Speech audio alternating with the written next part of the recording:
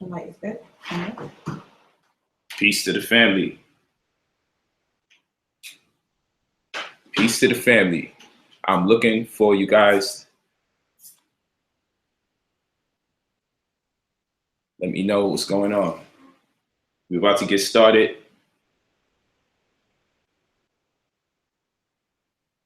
Give it a little time for some of the family that need a little technical assistance. We just giving them a little bit of time, but we just wanted to get this thing started so you know that we here.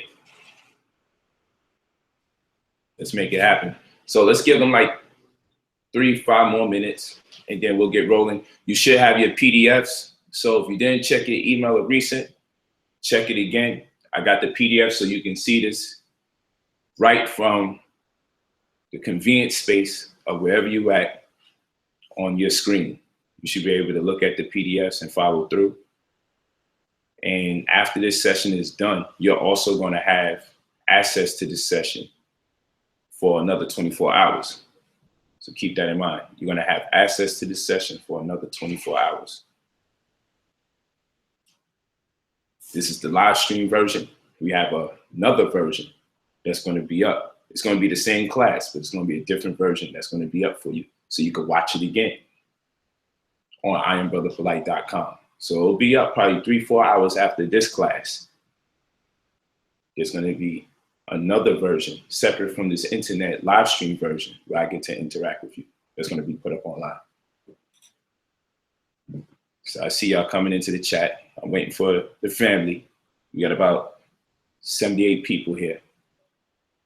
I'm waiting for you guys to come on in.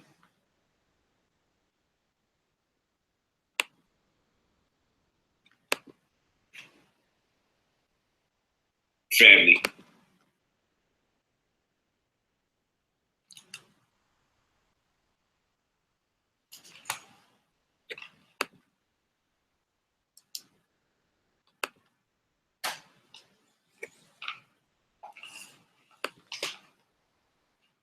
Okay, it's filling up.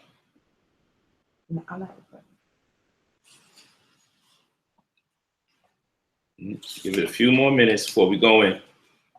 Thank y'all for showing up. I imagine that some people would not be able to make it for 3 p.m., but I believe the bulk of the amount of people that paid intended to make it for around this time. So I just want to extend a little more courtesy to them before I get rolling. But again, remember, you're going to have access to this, just like you've been getting frequent emails, just like you've been communicating with us. You have to keep in mind, you're going to get follow-up emails that's going to let you know the class is officially loaded to I Am Brother Polite as well. When we're done with this class, it's going to disappear. Once we're done with this, it's going to disappear and it'll pop back up on I Am Brother Polite. We're just using YouTube as a medium because it's the friendly medium that we use to get together. So keep that in mind.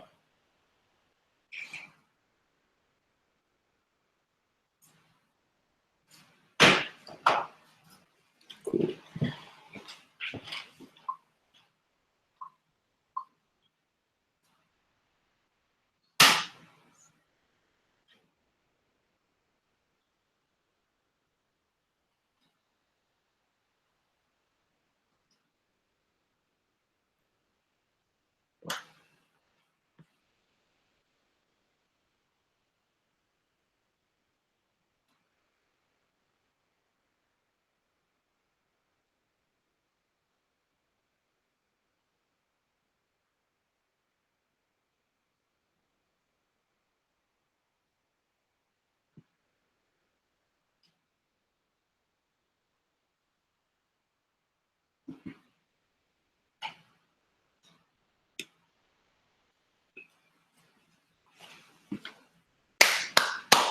It's about to go down. Okay. I want to see if we can hit 100. I believe at least 100 people were available right now. That's 95 views. Let's see if at least 5 more people are going to make it for today's stream. Up, down 4. I don't know what happened to them. Let's see. Because we got way more than an amount that paid. But I just want to make sure when we get the ball rolling, we can learn in harmony and get it together. We may have to give you a customer the customer service line for y'all to call in to interact with us as far as the stream is concerned. I'm sure y'all would like that.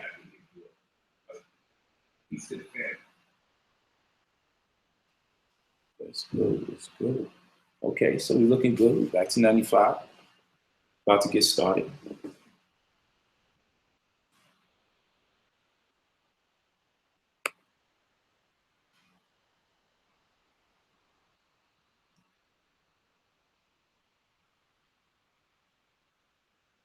All right. About to go in.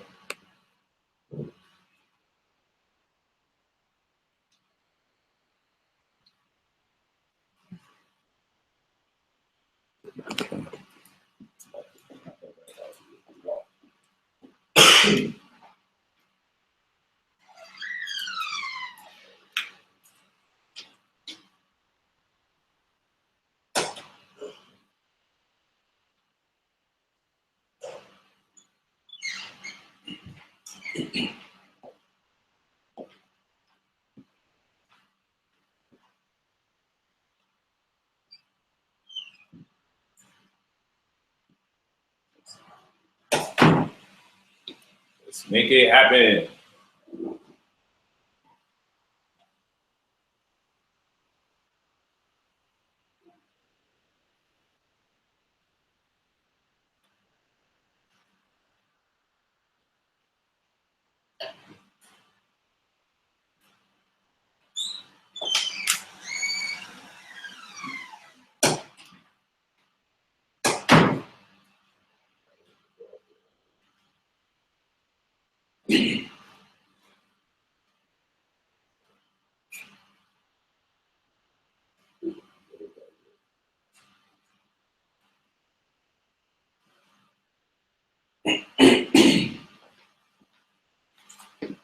Look around this time. Good. Okay. Over. Yes, ready? Okay. We're in the building. We over the 100 mark, and that's what I wanted to do, to make sure we don't leave too much of our pay-per-view family out of the equation. I didn't want to leave you out the equation. So I'm glad you're in here. We're 30 minutes after the hour. We have to start, family. We're actually a little past 30 minutes after the hour. Therefore, I know everybody's learned the system. We'll be more prepared for next weekend, I presume. So I wanted to give people that entitlement for this first of the whole series of classes that we'll be having, so you can get a gist of how we may work a program. So without further ado, today we're dealing with UCC Accelerated course. IamBrotherPolite.com. All right, that's what we're dealing with today. UCC Accelerated course, IamBrotherPolite.com. And this is an image of the UCC financing statement. It says follow instructions, front and back carefully. And we'll go into how to actually fill this out. But I want you to keep in mind that the reason why we have to have this class is because UCC is fundamental to making monies off of properties and also protecting your assets simultaneously. It's very important. So we're looking to protect our assets, and we're looking to yield or get as much as we can get out of our assets. When we say protect our assets, what we're talking about is seeing to it that we don't have to go through too much legal means to identify the fact that someone owes us money. By protecting our asset, we also mean to establish a tax shelter on our properties. So in many instances, taxes can be deferred or outright null and void because of the manner in which we go about the acquisition of property. So all of this is extremely important. So today is the Uniform Commercial Code Accelerated course. Most of us, from the demographic from which I derive, and the one we cater to a lot when we teach. This is not common knowledge, and there's a lot of misconceptions about the UCC. So we're here to rectify that matter today. So this is about to be fun. Now we here, UCC course points of focus, Uniform Commercial Code. The UCC is the law that governs secured transactions. I'll say it again. UCC is the law that governs secured transactions. But of course, we have to find out what exactly does it mean to be secured and what are secured transactions. We're going to go into all that information. Very, very important. So what we want to know is how to conduct filings. We also want to know how to secure transactions. We also want to know how to learn about some of the common mistakes when filing. And lastly, we want to know why is it necessary to use UCC when it comes to real estate. I want y'all to think about that real quick. I need y'all to think about that real quick. Looking pretty good though, right? Yeah. Sorry about the chat.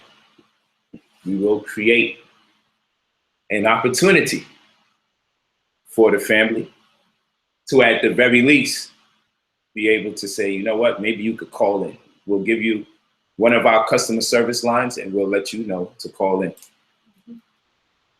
And we could get a nice thing going on. And we get to hear your voice. That'd be great. You know, we still learning this powerful system we got up. I finally learned how to make our YouTube streams exclusive to the community that you want to access it.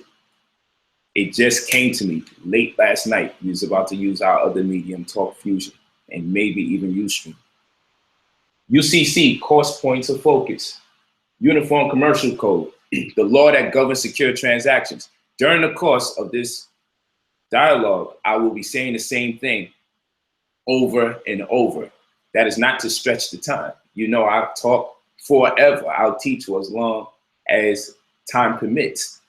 I'll say the same thing over and over because I want you to remember. I don't want you to get lost in taking notes. So sometimes you might be taking notes and I understand that. So I'm going to cover the same subject matter over and over. And I'm going to say certain things over and over, mainly because you need to remember that thing in particular. You have to remember that in particular. Whatever it is that I'm saying over and over, you have to remember that. Keep that in mind. UCC is the law that governs secure transactions. See, I did it again. Uniform Commercial Code. All right. It is the Bible of commerce. It is the Quran of commerce. It is the Torah of commerce. You should never be part of significant buying and selling arrangements void of the UCC. People say, well, how come I don't know about these things? The same reason you don't know much about what? Real estate. Because from pre-K to 12th grade, that's 14 years of not being educated on the nuances and the conventional things that one needs to know in order to make an educated purchase when it comes to real estate. So if you don't know about real estate for 14 years, because there's no real estate classes from pre-K to 12th grade, which is 14 years in your school career, then you're definitely lost, because by the time you start even considering real estate, no one mentions the UCC. Now, some of you got LLCs, limited liability companies, which is a creature of the state. The key word is limited. Very funny, they tell you right in your face, the limitations exist, but what is being limited? Limited in contrast to a trust, limited in contrast to a private interest holding, limited in contrast to a private gift company. When you learn about these different instruments or different entities, you'll come to terms with the fact that the LLC is not all of that. It's the great vehicle for you to get taxed for the business that you're running. That is very good for the people who's taxing you. It works to their better advantage, those limitations. So if you have an LLC, we'll show you what to do with it.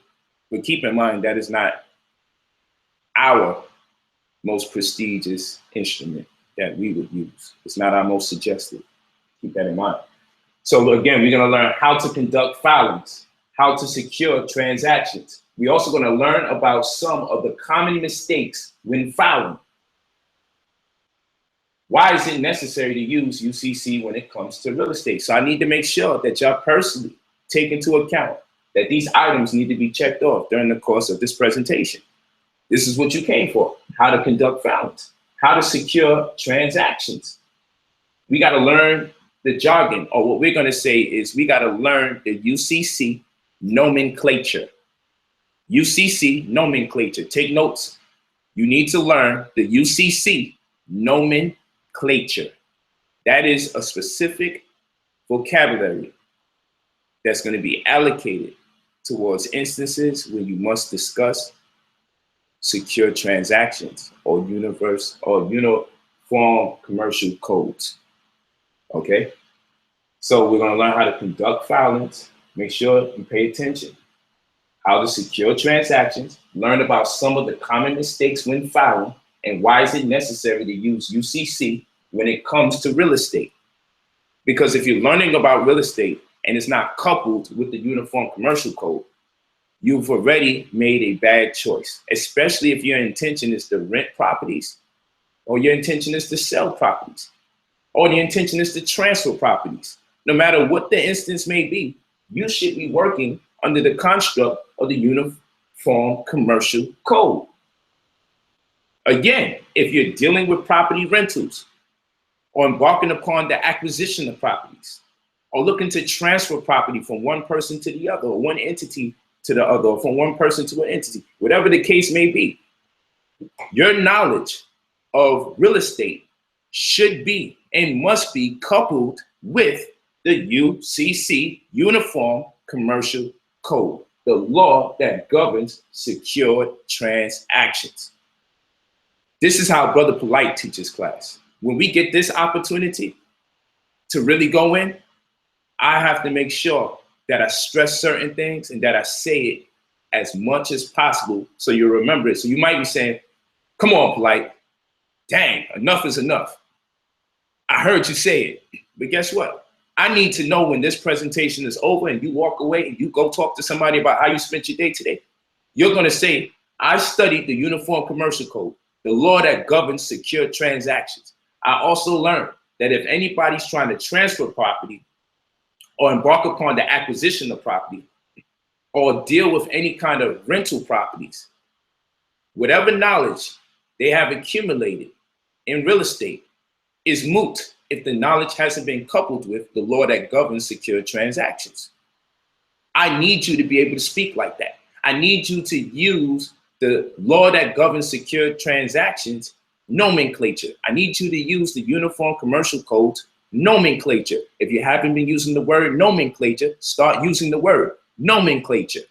This is a learning experience. The reason why we have this defeatist mentality is on account to the fact that we're not familiar with the words and the terms that they use. So the second we come into real estate, the second we come into the UCC, we're at loss for what's taking place because they're using 3-syllable extended words and terms that we've never used before. They're putting words that we thought we understand into a new context. So it's imperative, it's an educational imperative that we process the Uniform Commercial Code's nomenclature. We process the nomenclature of the law that governs secure transactions. It's very important that we do that, family. Keep in mind. That's your checklist. What is a secured party creditor? Now, this is what I also want you all to understand. The reason why I have to go through these things, I need you to understand, because sometimes people are like, yo, just show me how to buy it and sell it. But again, the key word is the nuances. You have to understand the nuances when it comes to real estate. Why? Because this is where you will see to it that you don't find yourself in error. You have to do the groundwork. Today, I'm going to share things that you may have heard me say, but this information is going to be in sequential order. I've designed this presentation in such a way that it tells a story of the person like you who does things absolutely the right way. That's how this thing is designed. So you got, what is a secure party creditor?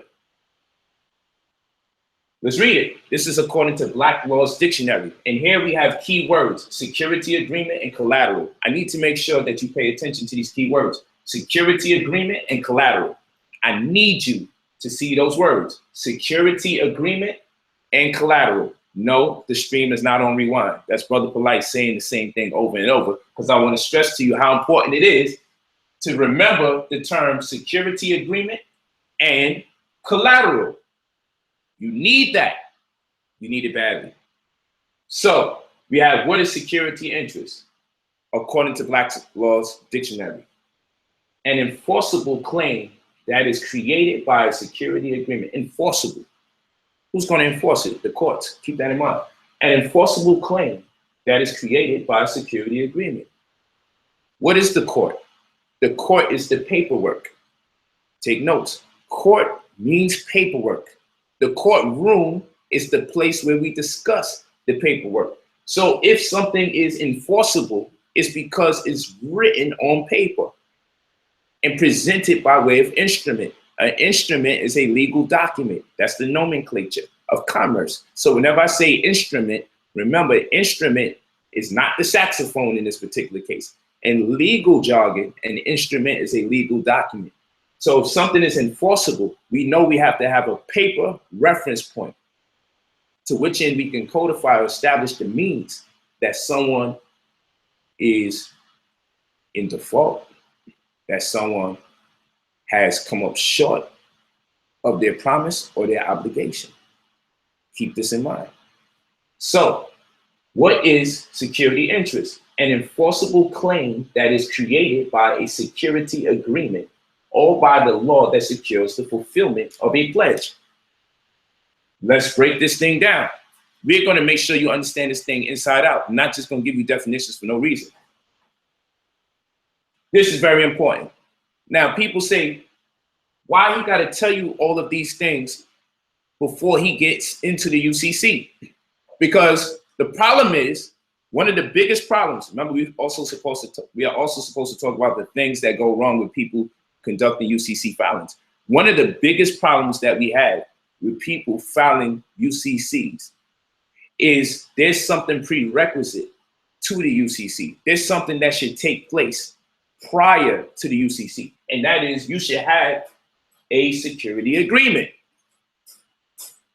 And the UCC is an appendage to the security agreement.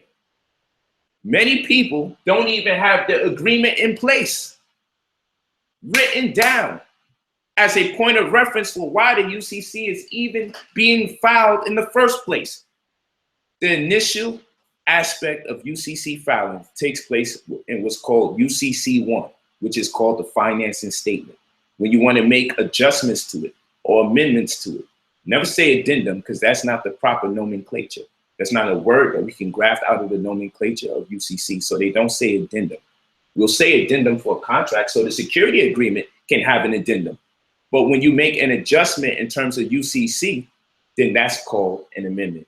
So amendments take place in threes, called the UCC 3. So whenever you see UCC-3, that means that something has been amended, something has been changed, something has been modified.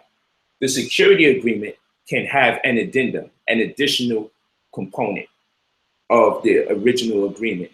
But addendum will correspond with security agreements, and amendments will correspond with UCC 1 financing statements. We want to make sure when you speak to people that may be educated in the process, or you speak to people that you may be subject to their labor and their discretion in order to help you fulfill the task that you have at hand, we want them to take you serious.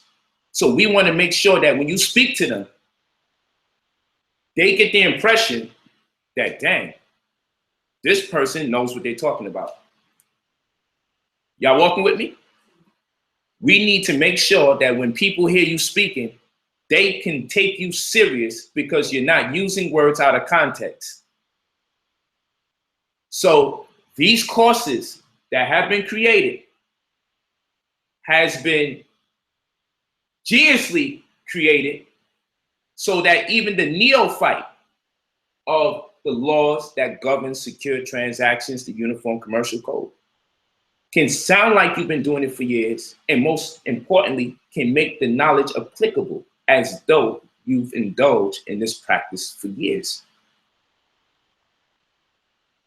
I'm that concerned. So none of this is just by chance. Understand this.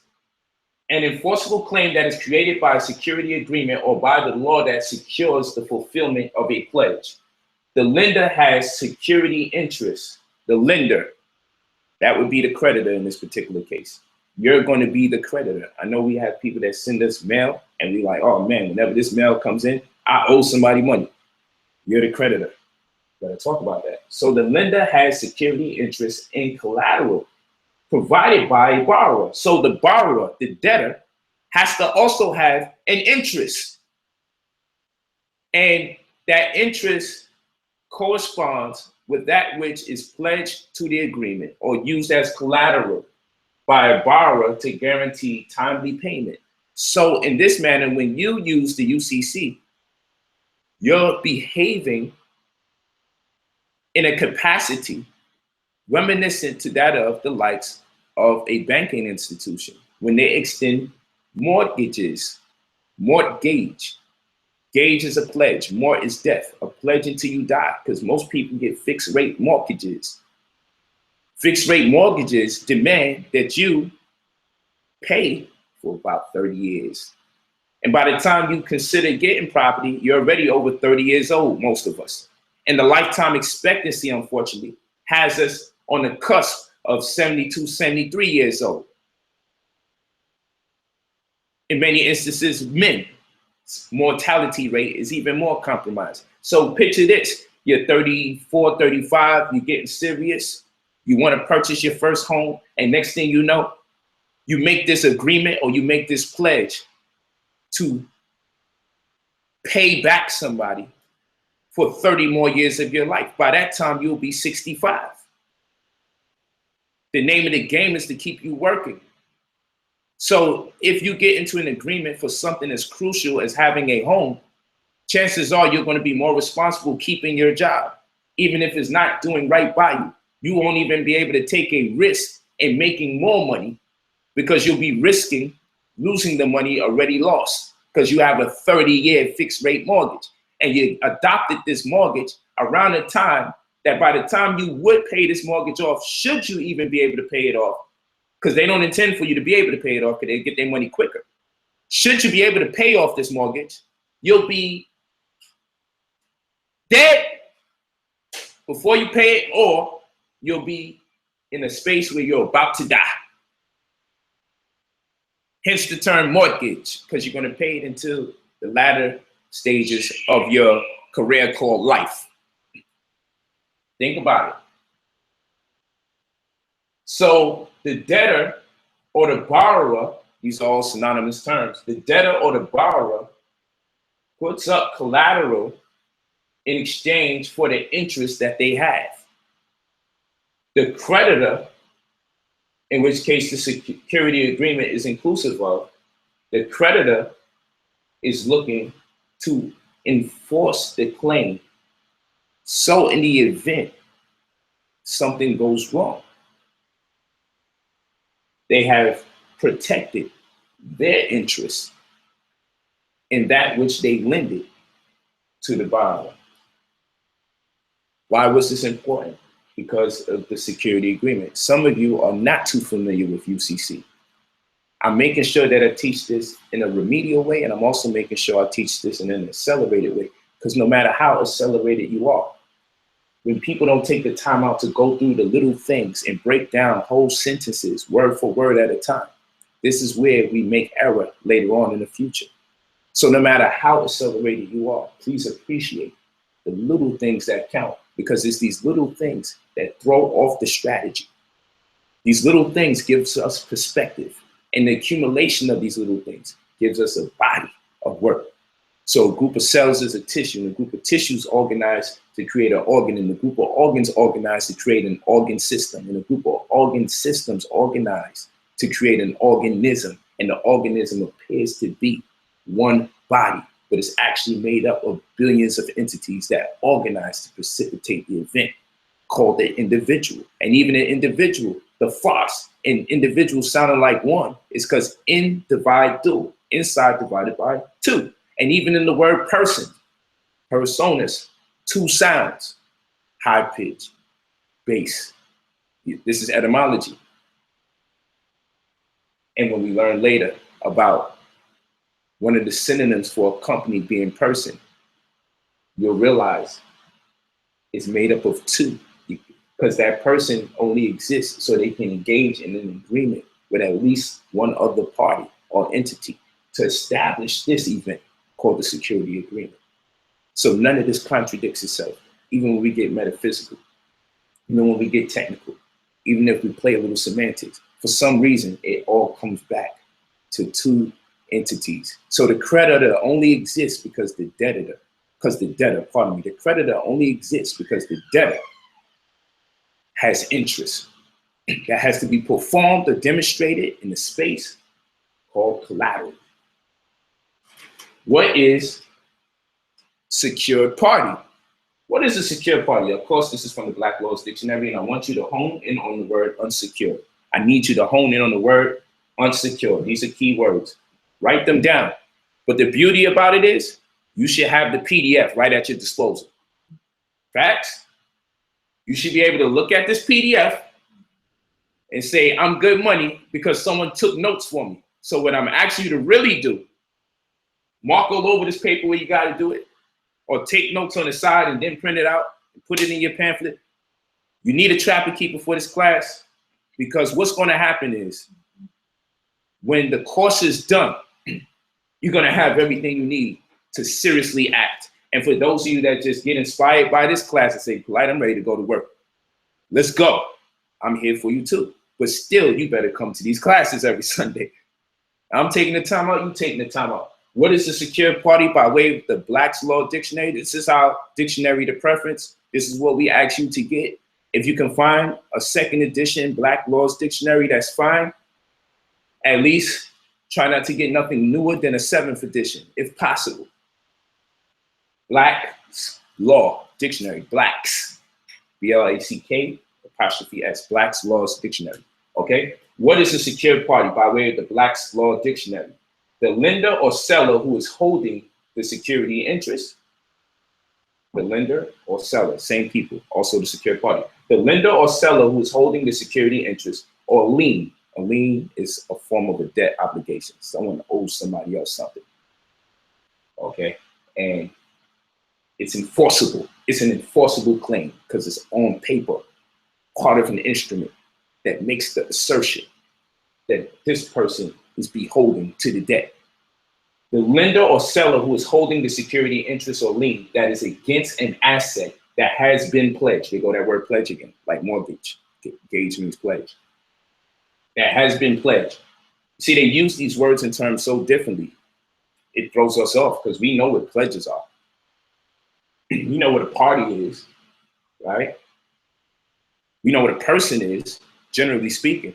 But when we're dealing with the nomenclature of UCC, they'll take the same words you've been accustomed to using day to day and make you second guess yourself, like, what does it mean now? So this is why I'm saying we have to study this stuff very consistently so we can be acclimated to the phraseology that corresponds with this genre of information. The lender or seller who is holding the security interest or lien that is against an asset that has been pledged. Secured parties are paid first before the unsecured ones. First in line, first in time. Keep that in mind. First in line, first in time. Secured parties are paid first before the unsecured ones. For those of you that got mortgages, you need to hear that part. Very important. Also take note. Please take note. This class has been designed not for you to no longer look at anything UCC. When it's over, this class has been designed under the pretense that you are going to the other classes. So the information is sequential. You will see UCC again, even if it's not in the bullet point structure of the next classes, because I'm going to show you how to use it when the circumstances permit. It'd be better for me to show you about the UCC and certain applications if it comes in on time with the conversation. I don't want to force the conversation.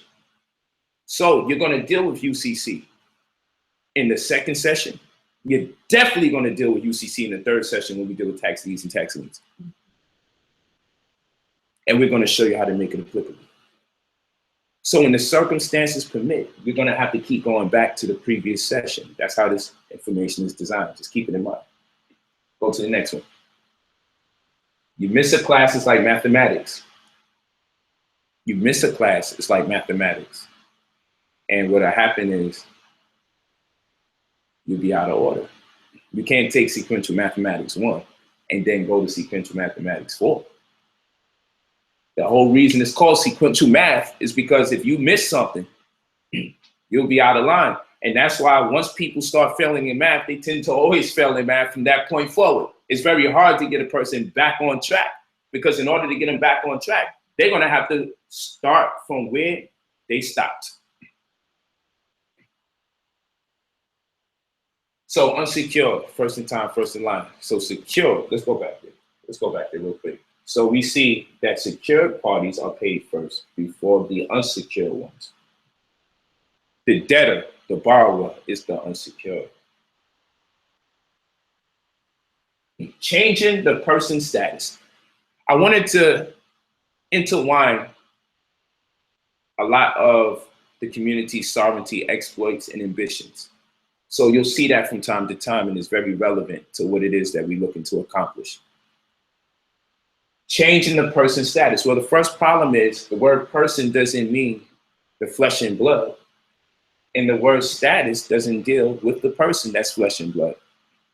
So when we talk about changing the person's status, that's where the misinformation comes from, because people haven't read enough before they started educating the rest of the community.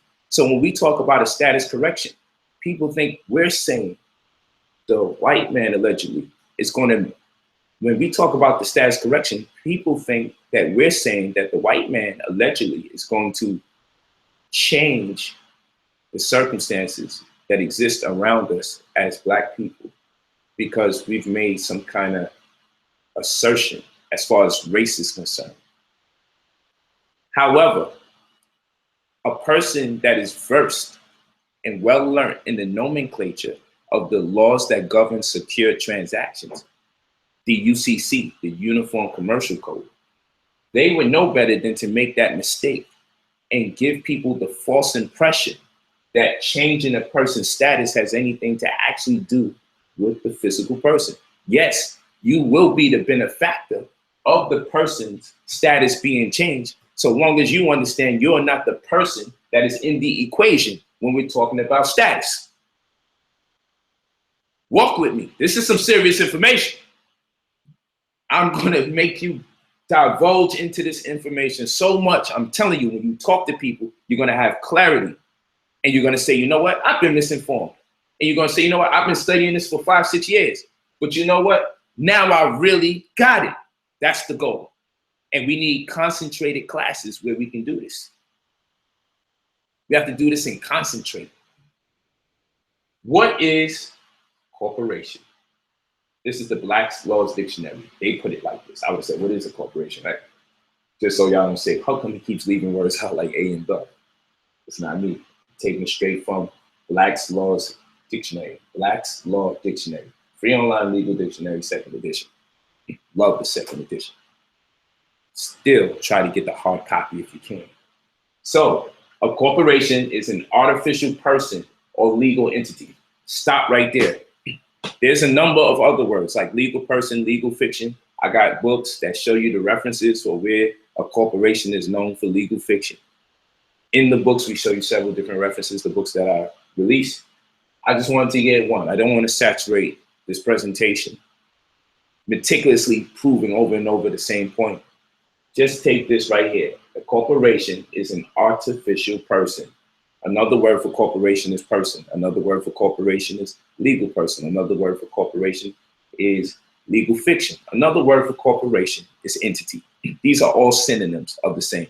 All right. So a corporation is an artificial person or legal entity created by or under the authority of the laws of the state or nation, composed in some rare instances of a single person and his successors.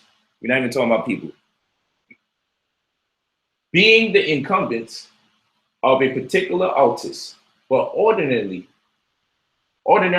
consisting of an association of numerous individuals who subsist as a body politic under a special denomination. It's a very interesting term, body politic.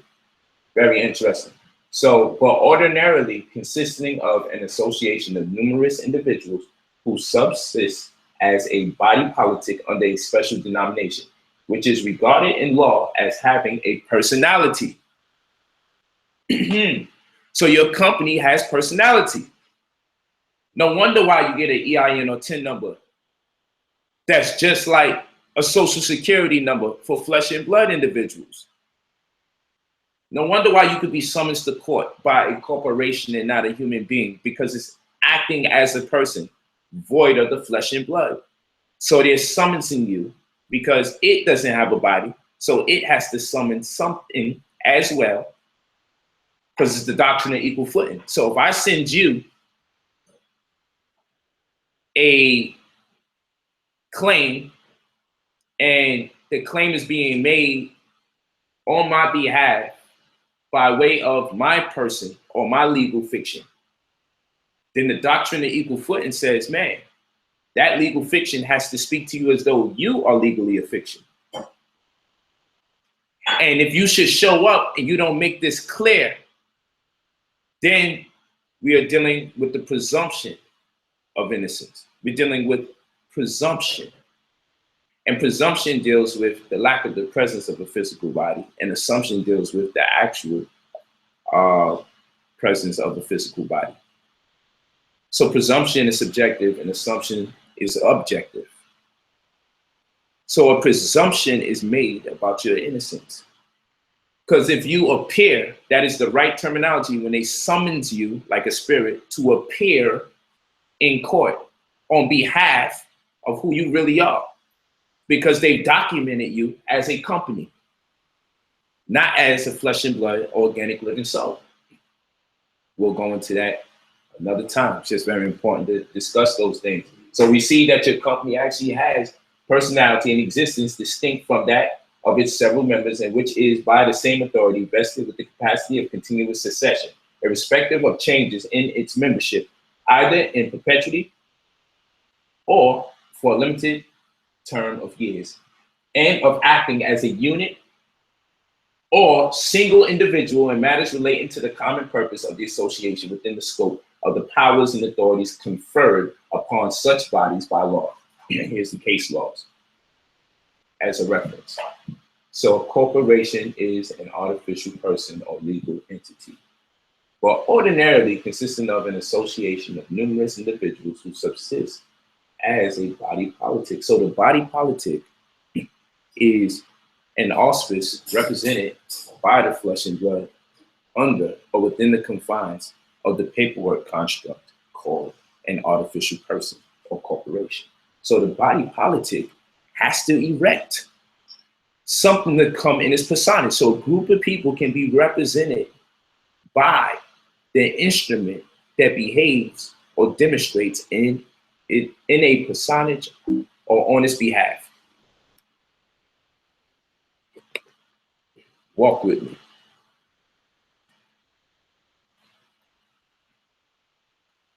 Okay.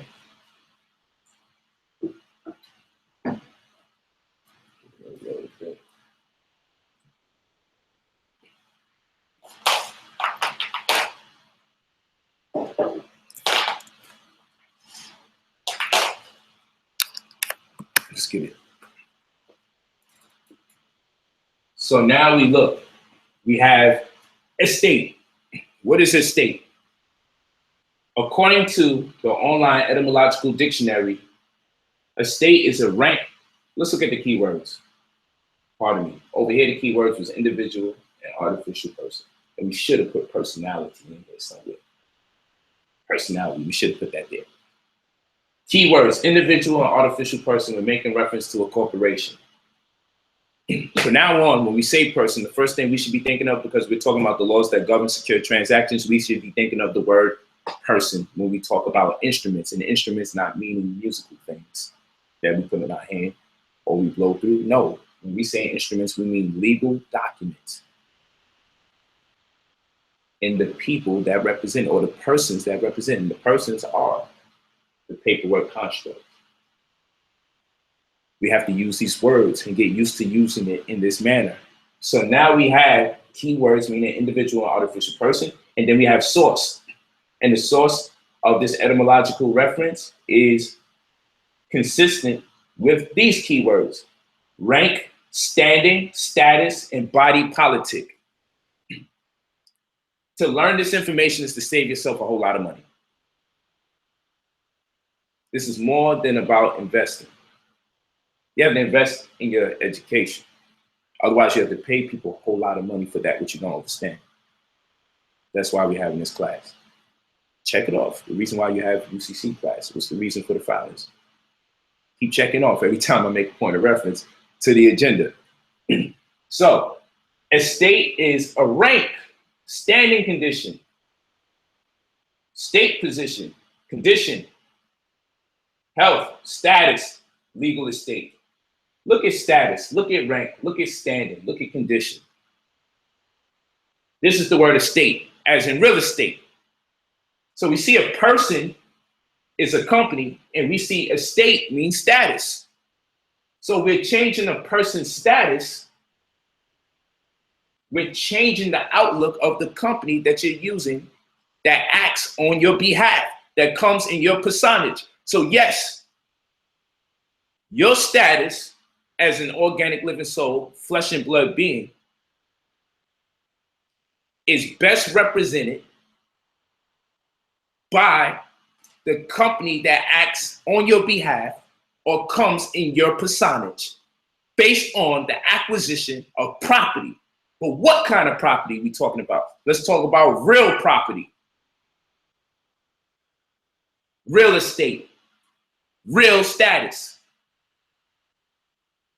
Let's talk about it. Let's talk about it. Real estate or real status. So we know now estate means status. That's where we get the idea status from. We want to correct the status of our company. We don't want you to think our company is small time. We don't want you to think that our company doesn't do serious business. Your company doesn't do serious business. If you purchase a property and you have no security agreement and you have no UCC, or you have a UCC, but you have no security agreement, then I can render onto you a very lowly status, or very lowly rank, a very lowly condition. These were all the words that we just looked at. And because of that low status, that low rank, that low condition, no concessions or very little concessions will be made onto you as a consumer, because you're not seen more so as an entrepreneur. So there'll be no tax concessions and price concessions, because the manner in which you go about the acquisition of property is mundane. And so there's no love for the uneducated consumer. And the way you purchase renders onto you by default a certain status by default of the fact that the one or the person that represents you is doing a horrible job. And of course, the person is the company. Keep the words and terms in mind. Reason why I got to read these definitions is because we got to get the ball rolling for every class thereafter. And I need people to understand that the words and terms that I'm using, I don't make up these words. I do not make up these words. I do not make up these terms. I need you all to understand this. Sometimes people think I'm talking so fast, he has to be making up these words and terms. Or maybe he's been studying this for quite some time and I got a pretty good memory. The lease, deed, grant, bill of sale, determines the status and a whole bunch of other instruments. Whatever I see in that lease, you just bought a property, right? And when you buy the property, guess what happens? They give you some wine. They give you some grapes. They say, everybody, Mike just bought this property. Everybody, yeah! Congratulations, Mike, for being a homeowner. You own it, yet you're going to be paying somebody for it for 30 years? How can I qualify that statement if that doesn't make enough sense to you? Well, on your deed, it'll say tenancy deed. It'll say tenancy deed. And where's your filing? And where's your security agreement? Did you even perfect the claim? Because that's the whole reason you're doing the aforementioned things I just discussed. We'll talk about that. We're getting into that. It's about to get real intense here. You know, maybe I'm a nerd because I get excited as I go into this deeper and deeper. I need to see a chat. We got to make sure we're not without a chat next time. I need this badly because I need to see where the people are at while we're teaching. I'm going to give them the hotline. We're going to turn that customer line into the hotline tonight. I can tell you that. Hotline bling. I don't know if that made sense. This is what I do. That other stuff I don't know. So the lease, deed, grant, bill of sale, it determines the status. I can tell what kind of person you are by the way you purchase. If I was the credit bureau, I'd lower your score based on what I see in the lease, the deed, the grant, the bill of sale. Bill of sale. This is how they make a determination on your credit report because they're able to determine your status. So if you got a lowly status, you're going to have a lowly credit score because you haven't shown that you are an educated consumer. Case in point, let me give you an example, sidebar. How many credit cards is the right amount of credit cards to have if you're looking to grow wealth, if you're looking to get out the rat hole, so to speak, the rat race? Only 2.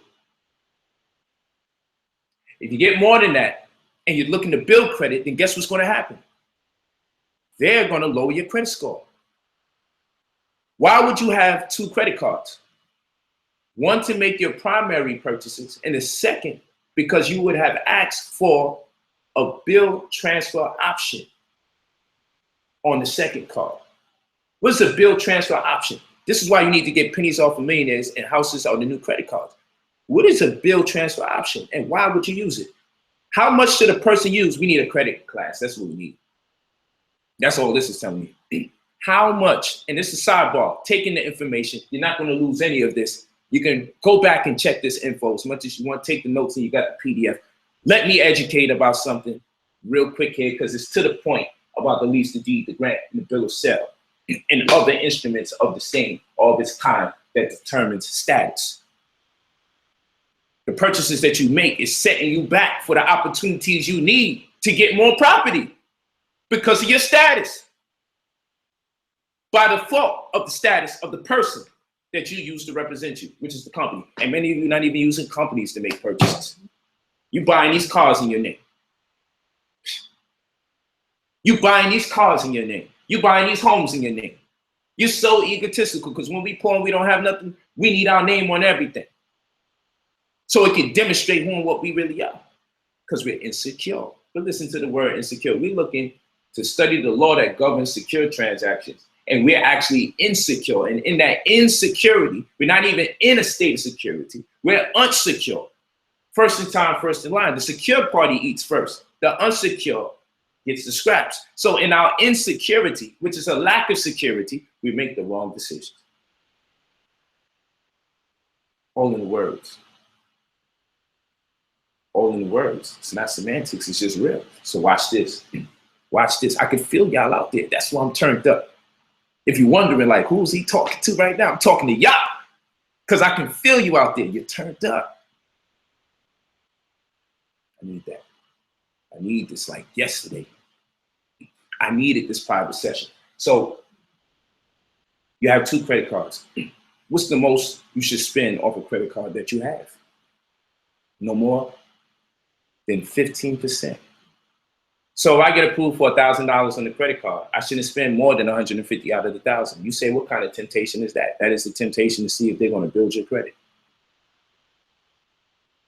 So if I get $2,000, how much am I supposed to spend at max, Polite? $2,000? Maybe go 2,500, 500. Oh, nope. You shouldn't spend more than $300 if you have a $2,000 limit. You stay within 15%. What if you have to use your credit card and go over the $300 even though your credit limit is $2,000? What if you have to go over the $300 because you're trying to stay within the confines of 15%? Then you have the bill transfer option. Your second credit card can pick up the slack for that which has gone over the amount that you anticipate. So that's why you have the second credit card. And when you use your credit card's bill transfer option, it shows you are an educated consumer. It shows you think like an entrepreneur. We'll use entrepreneur over the word consumer that has this negative connotation. We'll show that you're not a liability through that kind of demonstration. And credit card companies, credit bureaus, they look at that and say the person made sure they got a bill transfer option. The person doesn't spend more than 15% of the credit that has been allotted to them. And this person, when they do go over, they don't go over 2 credit cards worth of $300 per $2,000 each limit. But when this person does go over, it appears they only have the second credit card to balance the option as far as the money that has been spent. And they'll increase your credit just for that kind of activity. And you can think, well, I have a $2,000 limit. I don't never go over $600, $700, and I always pay it back on time. I don't be late. They don't care about that like you think they care about it. They want to see if you inside 15% because someone must have told you something. Someone taught you something. Then you only take 2 credit cards even though they're throwing a bunch at you. Someone taught you something. Then you have a bill transfer option on that second one. And when you go over, you allocate the rest of the monies into the other credit card. Instead of let the first credit card take the butt of the joke at $450, you make sure you allocate $150 or $200 into the other one to leave it out so you don't go above or beyond your 15% constraint of the credit that they allotted to you, because it really wasn't designed for you to tap into the whole thing. Never was. You just wanted to see how educated you are. If you could pass go, that didn't mean nothing to them. It's one thing to get out of jail free card.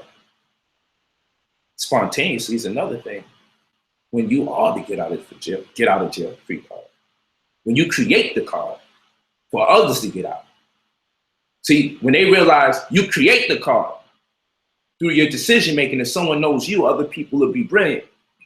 They'll separate you from society by giving you wealth. Get away from them poor people with the bad decision making. Poor people, poor mentality. So they'll give you something to separate yourself from the rest, called credit. They'll give you more opportunity. The smarter you are, the more they will separate you inadvertently from those who are not educated. It just happens by default whether you want to be separated or not, because opportunities will be allowed. They will amass so much wealth to you in the form of opportunity. You will be overwhelmed.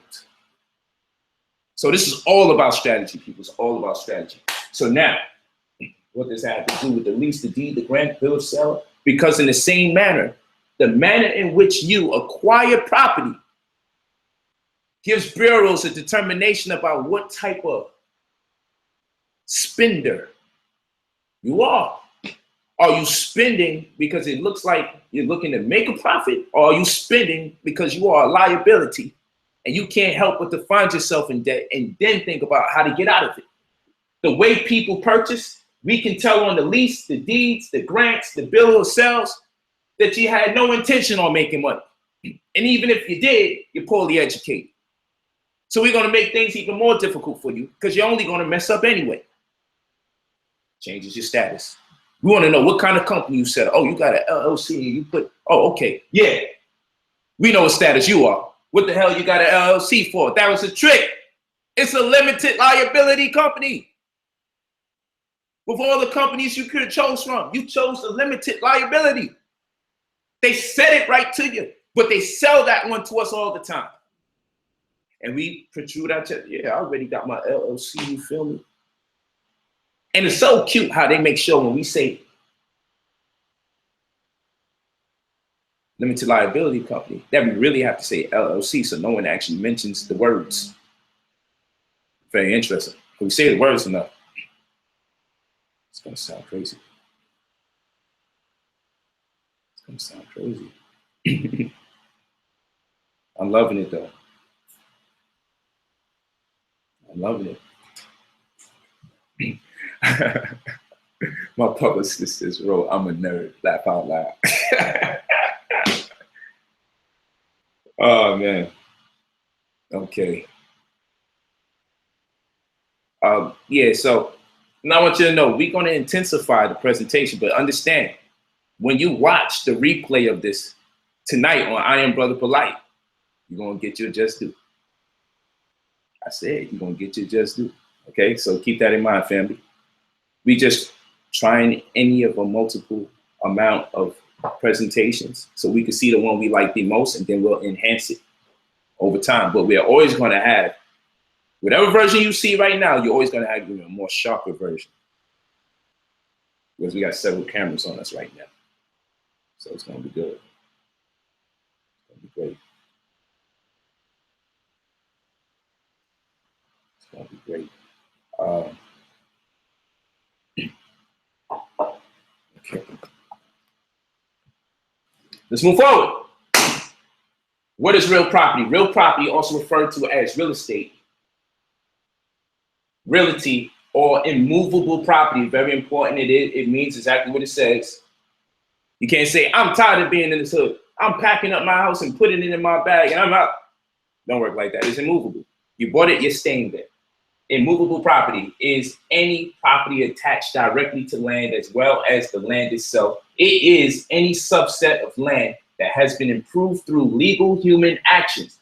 Real properties include buildings, ponds, canals, roads, and machinery, among other things. Breaking down real property.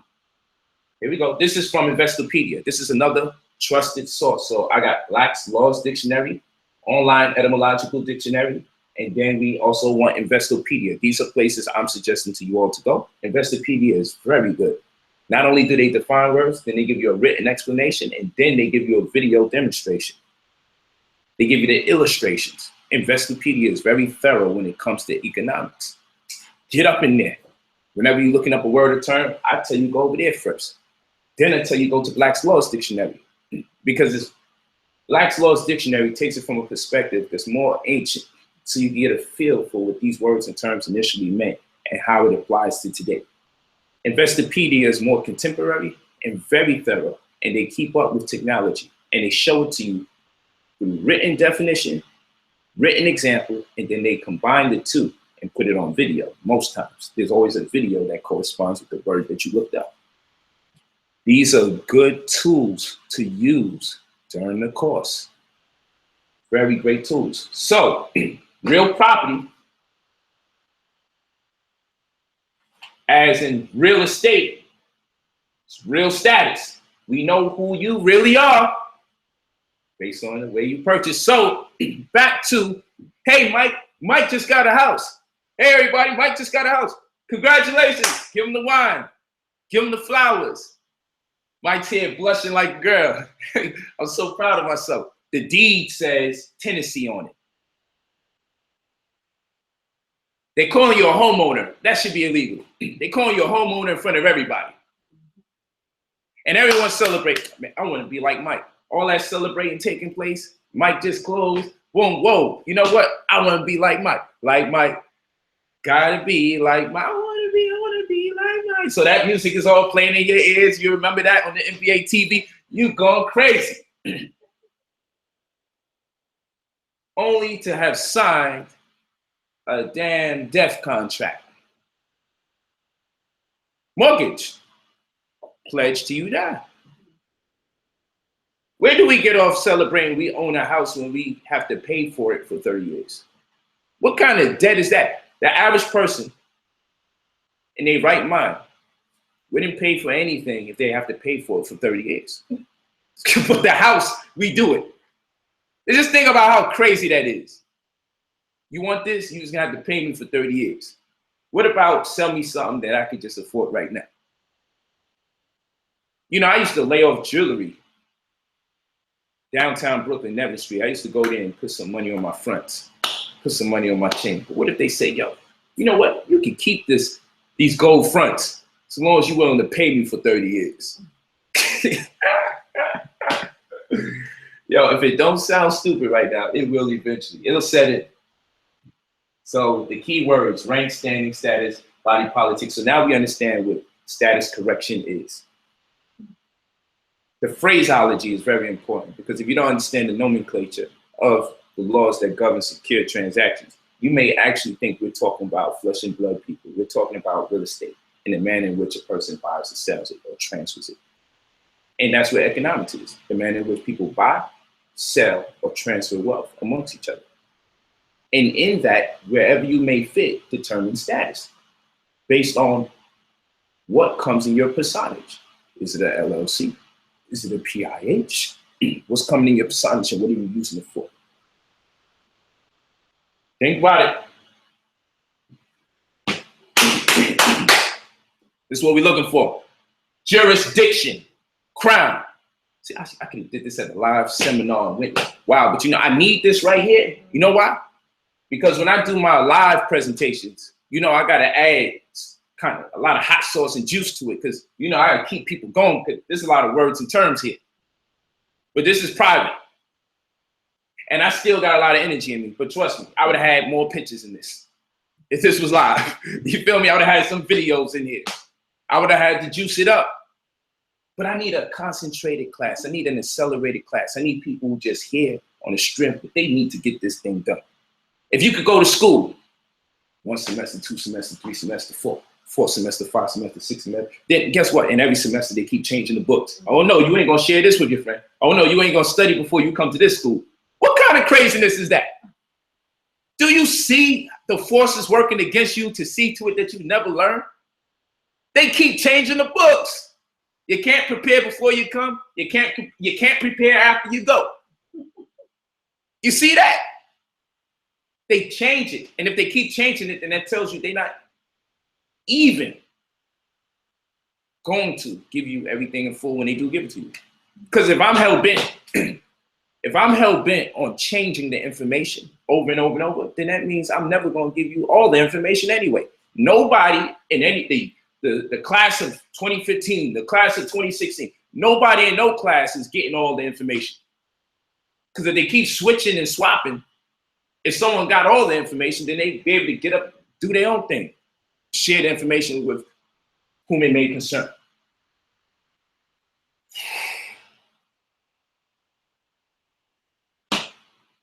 Thank y'all for coming out today. You don't even know. You think I'm teaching, I'm venting my frustrations. I finally found a group of people that give a damn about the things I'm talking about. Like, this is the seriously give a damn. Like, I found the people who care. And then I found the people even more serious about it. You've saved me. You've done your community an incredible service by making sure I don't go crazy. Because you know what? My publicist is right. I am a nerd, and I'm proud of it. I get excited when I hear words like jurisdiction. It rolls off my tongue in ways that makes my wives jealous. What? Listen, jurisdiction. Omit that part. We'll edit it out. Jurisdiction and crown. What are we going to do with jurisdiction and crown? Jurisdiction. What does it mean? Let's look it up. I got this from the dictionary on Apple. We don't need an OD. I just want you to know where I'm getting these ideas and terms from. Just go in your computer dictionary, look up the word, and go down to the etymological parts. It's that simple. Just to show you how simple this thing gets, but I want to show you the things that I do and where I go to come to these conclusions so you know it's not pseudo. You know I'm not making this stuff up. I'm not reaching, as we say. It's right here. Just got to do some reading. Several different places. Jurisdictional. It's adjective. Origin. Middle English. From Old French. Jurisdiction. From Latin. That's kind of like how them South rappers talk anyway. Maybe they're on something. Jurisdiction. From Latin. Jurisdictio. That sounds a little suspect, but we're gonna go. Now, from just, jura, law, dictio, saying, I'm just saying dictio, from dicere, say. What did we get from this? We probably forgot with all these words. Key word. Juris means law. Diction comes from dictio, which means saying. Jurisdiction is that which is legally or lawfully being said. What is lawfully being said? Well, when you buy property, you establish jurisdiction. The manner in which you acquire that property helps us make a determination about what is lawfully being said about the manner in which you own that property. So now we need to get into your relationship with your property. And your relationship with your property is precipitated by the person that acts on your behalf. And by person, we mean the word that is one amongst many of the Uniform Commercial Codes, laws that govern secure transactions, nomenclature, no other than instrument, which is a term that means legal document. Play it all back. Are you ready? Crown. In common law systems, land tenure. What does tenure mean? Key word right here in the bottom right-hand corner. What does tenure mean? Well, it's the conditions under which land or buildings are held or occupied. Okay? Think about it. I want you to look at it.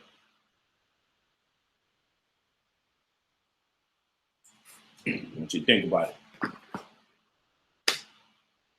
In common law systems, land tenure, let's go to tenure right here. Just came the word tenure. Just make sure the conditions under which land or buildings are held or occupied. Okay. So in common law, the conditions under which land and buildings are held or occupied is the legal regimen in which land is owned by an individual. By individual, you know we're talking company, right?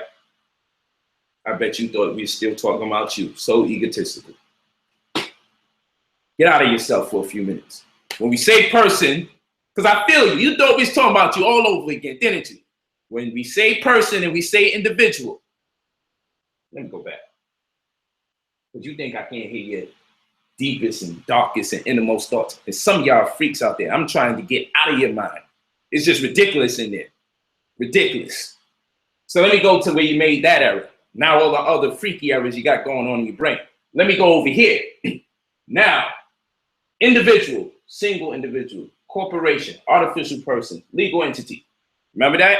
We're going to go back to where we had to go. Come on. Take us where we got to go. Just want you to know. Talking about the company, okay?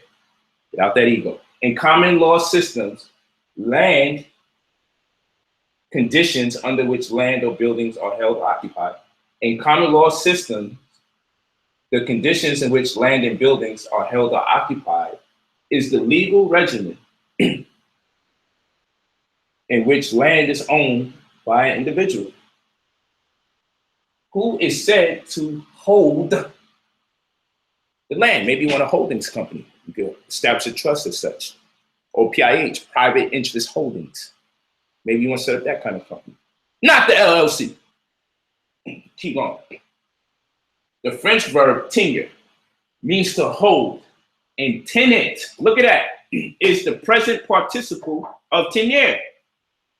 Whoa, whoa, whoa. That was a bomb right there. Did you see it? I don't think you got it. Hold on. The French verb tenure means to hold, and tenant is the present participle of tenure. The sovereign monarch, known as the crown, held land in its own right. What does that mean? The sovereign monarch, the king, queen, known as the crown, held land in its own right. All private owners are either its tenants or subtenants. All private owners are either its tenants or subtenants. Woo! Tenure signifies the relationship between the tenant and the landlord, not the relationship between the tenant and the land. My, you got a Tennessee deed. Are y'all listening to this? Do you understand? Y'all say, I play with words. They play with the words. We got to decode them. Listen to what I'm telling you. This is some very powerful information. So what we have to establish here, when you sign that contract, several pages, and put your initial, your first and last initial, your first and last initial. When am I going to get my wine and my roses so I can say I won? Nigga, we made it. We excited. Guess what happens, though? You thought we was establishing the relationship amongst yourself and the property, and they totally kicked you out of the equation. They're establishing the relationship amongst you and the landlord, the crown, the one who has a priority lien over your property, first in line, first in time. Remember that. We're going to get to that very shortly. This is all UCC. You have to understand this information so you can know why we have to use the Uniform Commercial Code and why we have to conduct the laws that govern secure transactions. You have to know these things. It's very, very important. So what you need to know is that those properties that you be buying, whether you're trying to buy it and sell it back, the main reason you getting taxed is because of your relationship to the true landlord, not your relationship to the property. Somebody else is paying attention to your property, hence the reason for all the property taxes. Because if you was paying attention to your own land, you wouldn't have to pay all those damn property taxes. Let me tell you something about rich folk. They're mad they're paying taxes. You know why? Because they say we don't even need a street cleaner. We don't need all the maintenance for sanitation. We're paying for other people's sanitation. We're paying for other people's maintenance. We're paying taxes so people who dirty their community can get sanitation help. We're paying taxes so y'all can get the street clean rules into effect. But you see, when people are aware that they're paying taxes for other people's inequity, they tend to complain. We don't, because we don't understand the nature or the reason why we're paying certain taxes as homeowners is because we don't own the home. And somebody else actually owns the home. So we have to actually pay them. So when you purchase property a certain way, which determines your status, you don't have to pay certain taxes. I'm not telling you you never got to pay taxes. I'm not telling you that. I'm just telling you, you purchase things a certain way, concessions are made to you. That's all I'm saying. Let me explain something to you. Let's go like this. A man goes in the supermarket.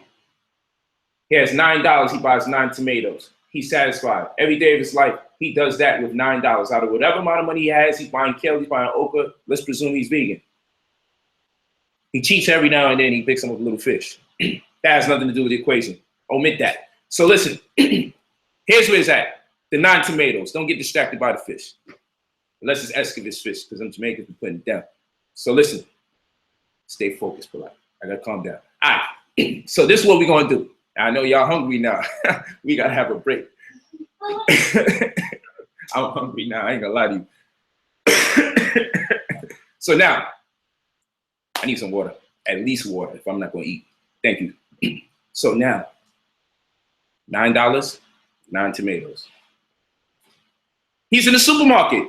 He does this every year. One day he's pissed the freak off. Why is he mad? Because this man got a restaurant who makes way more money than him. But when he spends $9 for tomatoes, he gets 100 tomatoes. He gets 100 tomatoes. I said he gets 100 tomatoes. It's not fair. Why is he getting 100 tomatoes for $9? And the 9 to 5 brother, who he gets stopped when he's about to go over 40 hours because they don't want to pay him time and a half, he has to pay $9 for 9 tomatoes whenever he goes to the supermarket. But his friend that's making way more money than him, obviously for the record, when he goes to the restaurant depot, when he spends $9 for tomatoes, he gets 100 tomatoes. So the guy says, well, you know what? I'm not going to Key Food no more. I'm not going to ShopRite no more. I'm not going those places no more. I'm going to the restaurant depot. And my man, I'm picking me up 100 tomatoes for $9 because I'll be damned if I got to buy 9 tomatoes for $9 again with this deal going on right within the confines of my community. I'm going in it. They say, hold on, what's your status? But they don't say it like that. They say, sir, you own a restaurant? No. Go back down the block and get your 9 tomatoes for $9. What are you doing in here? Who told you about it? This is for people who create jobs for other people. These are the concessions we're making to people who are not liabilities. You see, now let's apply that thinking to real estate. You purchase your property like you have intentions to make money off of properties, you pay less taxes. You actually spend less for the property. You purchase your property like you don't know what the hell you're doing with the property. You pay more taxes and you pay more money to buy the property. Y'all walking with me? It's determined by status. I don't make these things up. It's so true.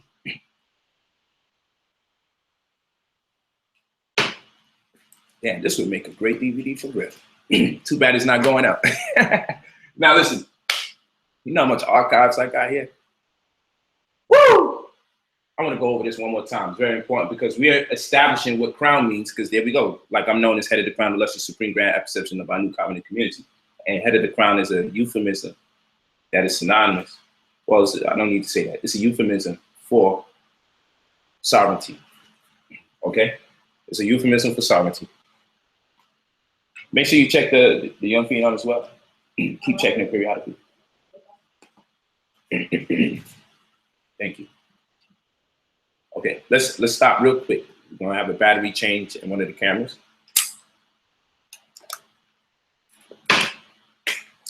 Write down the number of the store phone or the customer line, the new customer line. Not the store phone, the customer service. Let me get that number. I don't know about heart. Write on a piece of paper. So we got people calling when this is said and done. I'm going in. I'm working.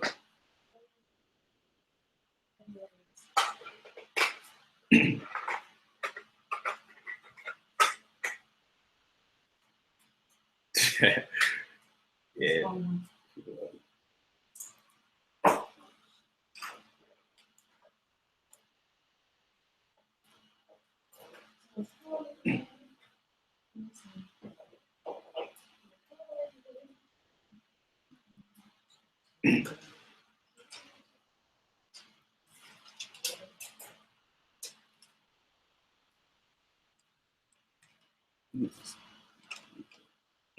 Thank you.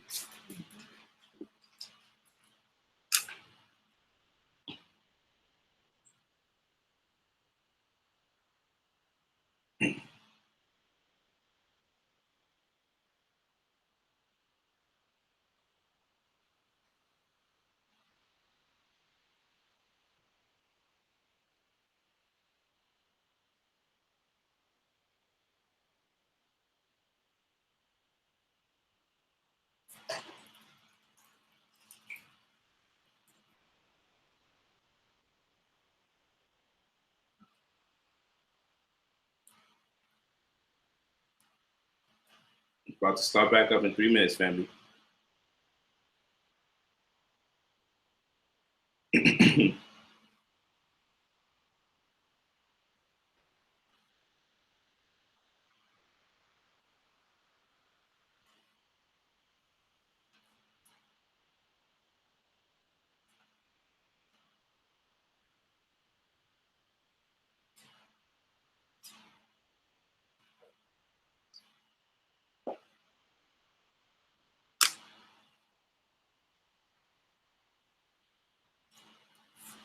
Oh, man.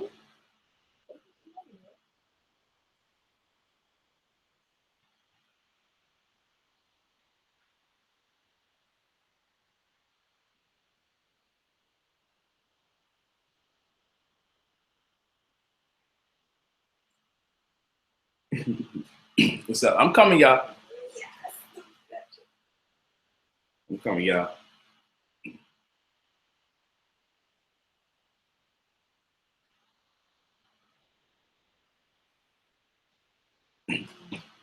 I know y'all gotta be having fun because I'm having fun.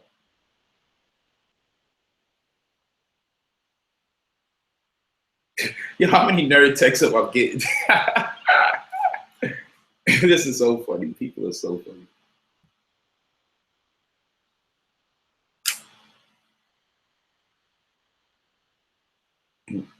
Okay, soon gonna start.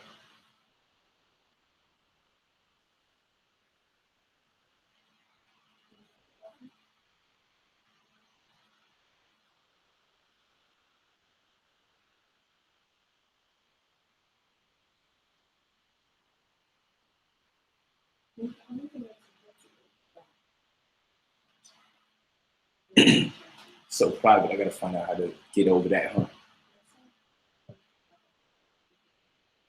Yeah, we'll fix that. I've seen how it looks on YouTube. That's cool. But I mean, the beauty is they'll be able to access this again, watch it all over. Right. You know, we're gonna get the callers in here too, though. Get them in. I want y'all to know we're gonna get the callers in. I may use the projector next time and hit it off the wall. You know, I wanted to use the TV battery. I just really got put on to connecting the laptop to the TV. So simple. I was like, I gotta do it the style on them. But I know what I must do now. So I told you we're gonna play around. We're gonna play with lighting, backgrounds, because there's ways to do this stuff. We're gonna master this. We're gonna create a serious university. No, keep going. Whoever gets it, we keep it rocking. So give me a few more minutes. About to start back up. Give me like 4 more minutes.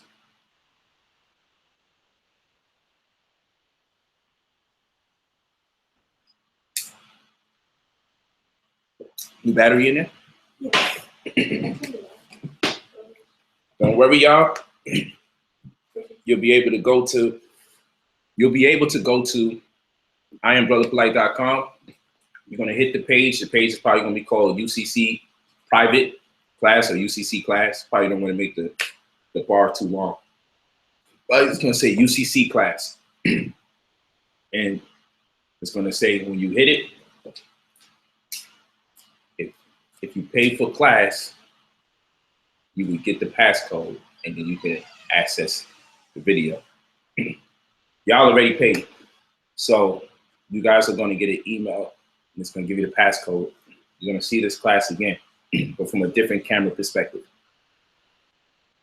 And I may insert the slides. I may not, because you guys have the slides. But I'm gonna see how it comes out on the other camera. I believe it's coming out real good. So it may not be no need for that. But I just need to make sure it's as good, the best quality we can offer you when it comes time for you to watch it. And that's why I went out my way to give you the PowerPoint. You guys got the PowerPoint. You got the power. Don't fight the power. Keep the power. So everyone's happy they got a break because they've been working to put this thing together. I mean, I slept no time. Sleep every other day, and it's like 2 days in a row. I'm going on 2 days in a row. They got like 1 hour, 2 hours, and they was looking at it. I had to wake people up 3-4 times. They was exhausted. Putting this together between the website and everything and learning the mechanics behind this, which is nuts. A lot of energy, a lot of work goes behind this that goes unsaid. So I want y'all to know this is more than just the presentation that gets put together to go in this order. It's more than that. This thing is intense, people. It's a lot that goes into this, a whole lot. All right. They're almost ready.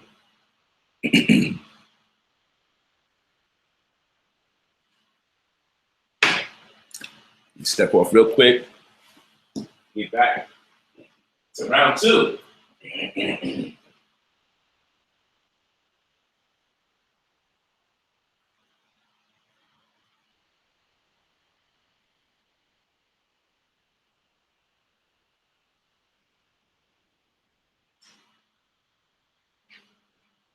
Yeah.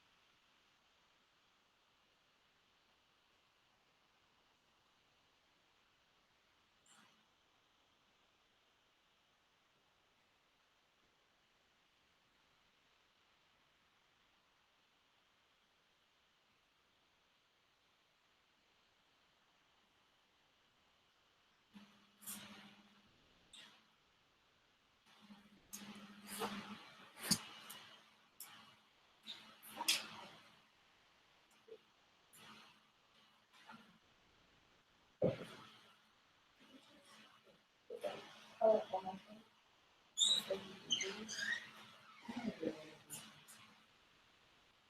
what's up? Nah, I gotta check.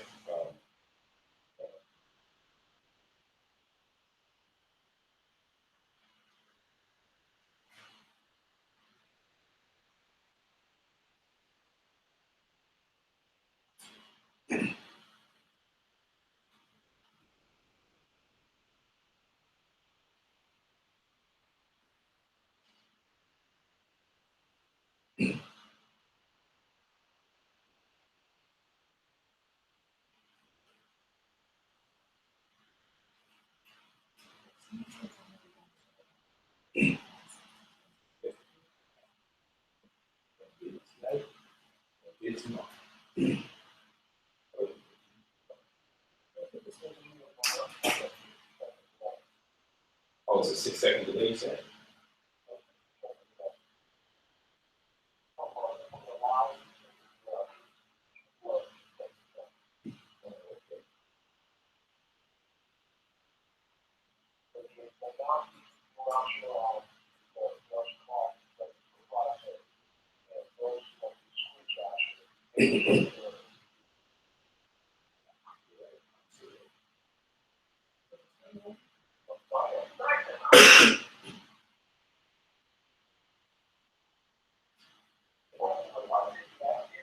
Yeah.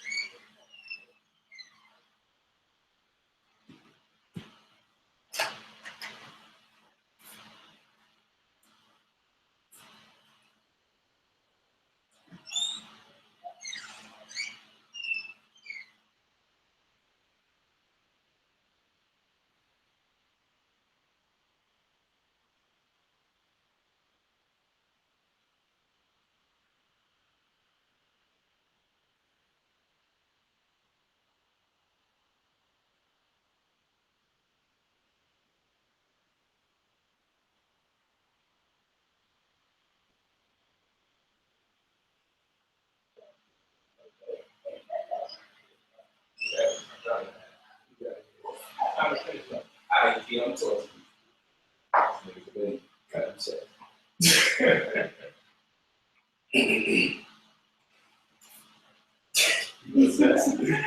Now you're me.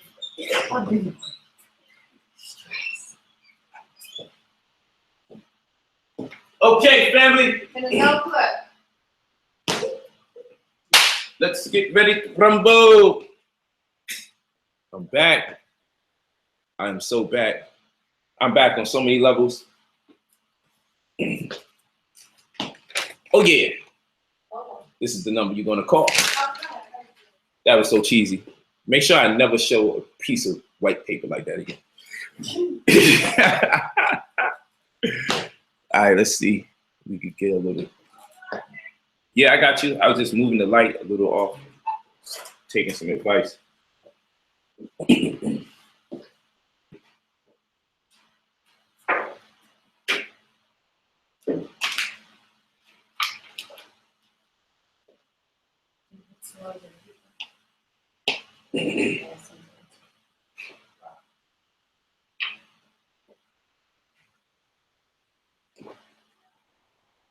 Oh, you still sending it to Brother Jack? Still sending it. Okay, y'all about to start.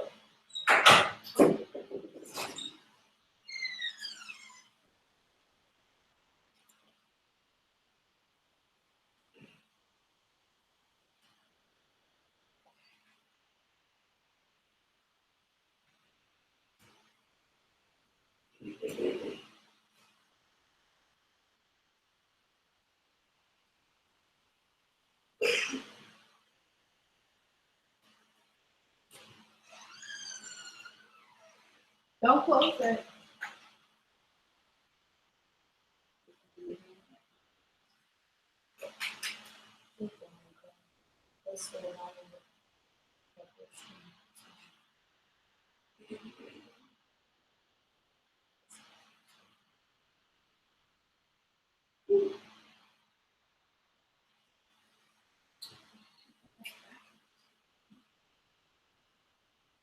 Yes.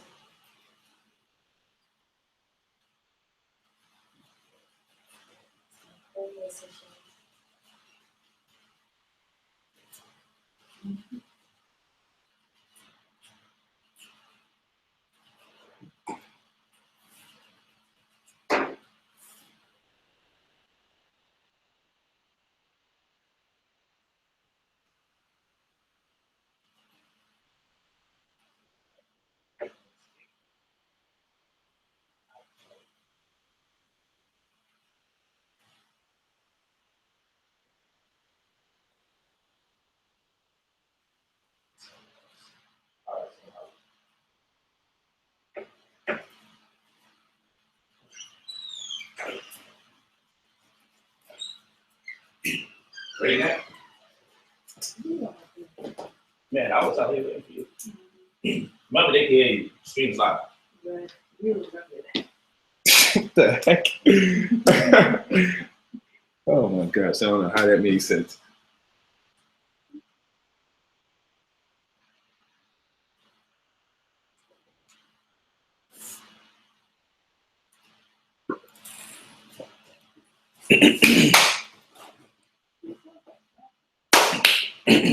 Could go horse with this. All right, y'all. It's time for round two. I'm in there. Still going hard. We back. I am brotherpolight.com. Make sure you download the app, Brother Polite. You follow me on Instagram.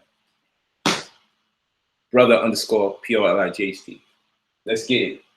So, where did we leave off? John Baker is who we got to look at. Here's another reference point. So we was talking about jurisdiction and jurisdiction. Juris meaning law, diction being spoken. We oftentimes say that the dictionary should be called the definitionary. This is something we say oftentimes. We say the dictionary should be called the definitionary because people don't really open up the dictionary to learn how to say words. They learn how to use words or see its meanings. So there should be a dictionary, a resourceful tool to show us how to say words. But most of us are not interested in how to say words. We're more interested in learning how to use them and define them, interpret them. That's what most of the arguments are about. It's a sidebar. So diction means saying, and juris means law. So what is legally being said about the way you own property in relationship with it? In common law systems, land tenure is legal. You know what? Matter of fact, let's go here. Let's go here. The sovereign monarch, known as the crown, held land in its own right. All private owners are either its tenants or subtenants. Tenure signifies the relationship between tenant and lord, not the relationship between tenant and land. I thought that was very significant for us to point out. Over history, many different forms of land ownership, i.e. ways of owning land, have been established. I want you to look up John Baker, An Introduction to English Legal History, 3rd edition, 1990, Butterworths, ISBN 0-406-53101-3. Just got to flood you with references so you know I don't make these things up. It's not the only reference where the person is identified as the crown on account to the land. The person has the crown. So the company technically has the crown, but it's coming in your personage, rendering your status similar and familiar to that of royalty, the manner in which you own. So we'll go. Jurisdiction. Juris meaning law, diction being spoken. What is legally being said? What's legally being said is that you're sovereign. The manner in which you go about acquiring property. In common law, UCC, via UCC, common law nomenclature, we can establish that the manner in which a person owns land can render onto them royalty, because you're going about your approach towards owning land like royalty would, pardon me. So you have fee simple. These are books, of course, you need to get. This is what many of the members of NCSD, New Covenant Special Defense, call the Sovereign Bible. They renamed it, so I retitled it, subtitled. It's known as Head of the Crown, so I didn't want to change that title. But the young brothers and sisters came up with, this is the Sovereign Bible. I carry this book everywhere I go. Hence the reason why it's now known as the Sovereign Bible, okay? For a New Covenant, Common Customs, and Hierarchy. Head of the Crown. And then, of course, this is the New Covenant's Status Correction and Defeasance of the Statutes, Staple, and Merchant Staple. Because once you have a certain relationship with your property called fee simple, it renders on to you a status reminiscent to that of royalty, because that which comes in your personage, person being your instrument, legal document, corporation, has a certain personality like royalty. We saw all these words. If you just started watching now, I'm probably speaking gibberish. If you've been with us from the beginning, all of this makes sense to you. Just keep that in mind. I am not losing my mind and just saying words at random. All right? Fee simple. In English law, a freehold estate of inheritance, absolute and unqualified. An absolute or fee simple estate is one in which the owner is entitled to the entire property with unconditional power of disposition during his life and descending to his heirs and legal representatives upon his death intestate. Code GA. Fee simple. Black's Law's Dictionary reference. Let's look at this again. Fee simple is to crown as corporation is to person. All right?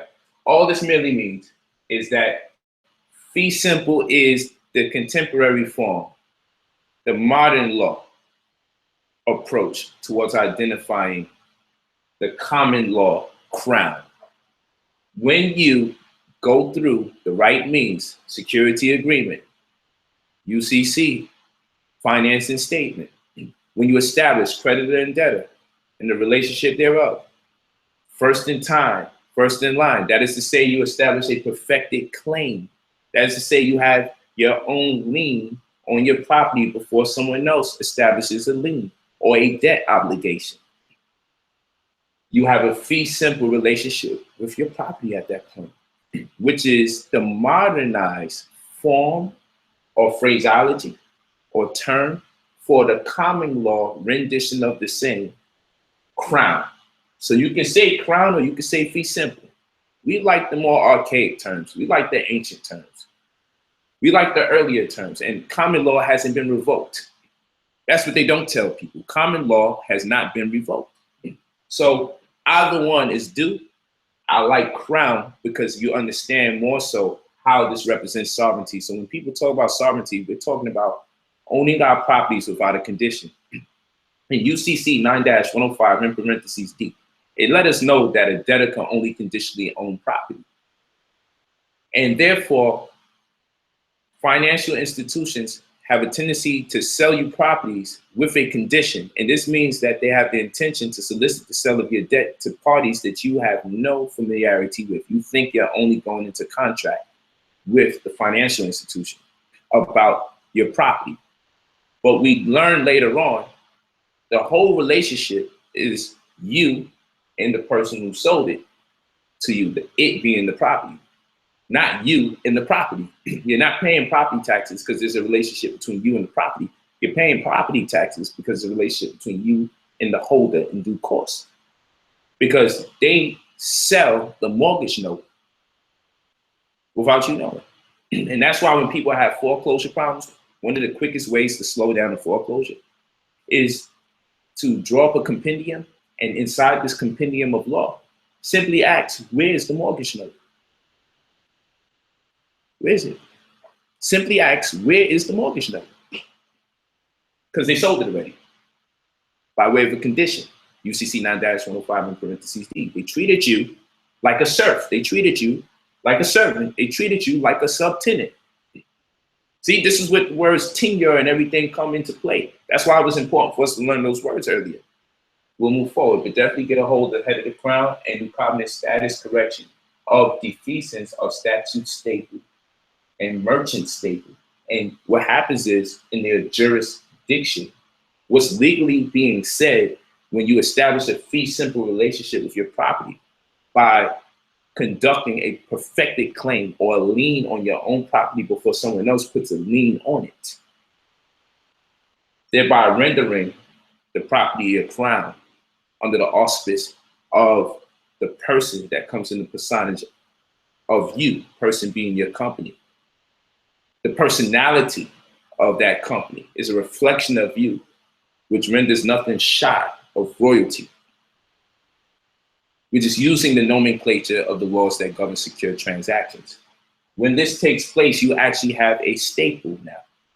A staple is a marketplace, a place where people can make money, traditionally buy or sell. What's being said when you own property in this capacity is that you didn't buy the property and in turn became a liability. You bought property under the pretense that you will create or grow wealth exponentially. The manner in which you purchase property shows that you have an interest in the property that would generate revenue, not just for yourself, but for other people. So you bought the property, and now you'll be hiring a property manager, landlords, even though technically you're also the lord of the land, but you'll hire property manager, landlords, superintendent. You'll also have tenants as well. The county government will get paid from the property taxes. So a bunch of people get paid because the manner in which you purchase property suggests to us you're going to continuously keep purchasing property. And they'll make concessions to people like you because of the business that you're in, because your paperwork will show the type of mentality that you have. So they will allot to you certain concessions that will not be given to people who buy under the normal circumstances and terms. This is why we have to talk to you about this, so you can spend lesser for property and pay less taxes for property. Not because you're trying to evade it, not because of some fanaticism, not because of something that identifies the racial animus perpetrated against us as a people by way of white people, so we do ours. Sounds good. People use UCC for these kind of conversations, and that's why it's very weird and ridiculous. We're not talking to you about that. We're talking to you about the manner in which you buy and sell determines how credit bureaus and how financial institutions look at you, how the government identifies you, and how you put yourself in very small groups called the elite or very large groups called the poor. Take it how you want it. Now we got trust me. The UCC works. Trust me, as in the book, trust me. Of course, you can get it from ironbrotherpolite.com. I wrote all these books. You already know. Trust me. That's my 70th book that I wrote. This book is all about trust instruments. A trust is property held on behalf of one so that another may benefit. Very short definition I can give you off the top of my head. There's very longer forms of the same. But what I would tell you is the reason you have a trust is so property can be held on behalf of one so that another may benefit. Understand? Very important information.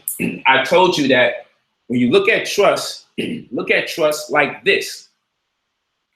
When you look at trust, say to yourself, a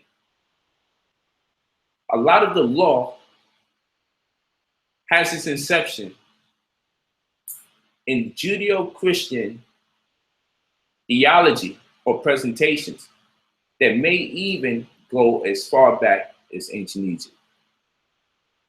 I'm not going to go into the religious dogma. I'm not going to go into theology. This is what I need you to understand. God creates the world. So they say.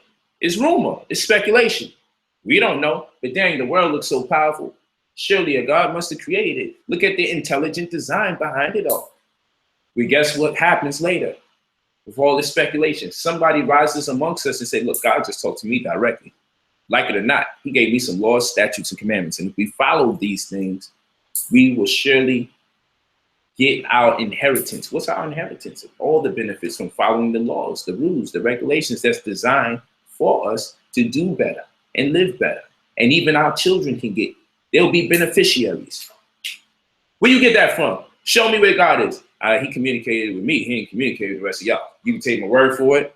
I'm the one talking more about God than the rest of y'all. If you could talk better about God than me, prove it. He's the prophet. So what are we supposed to do?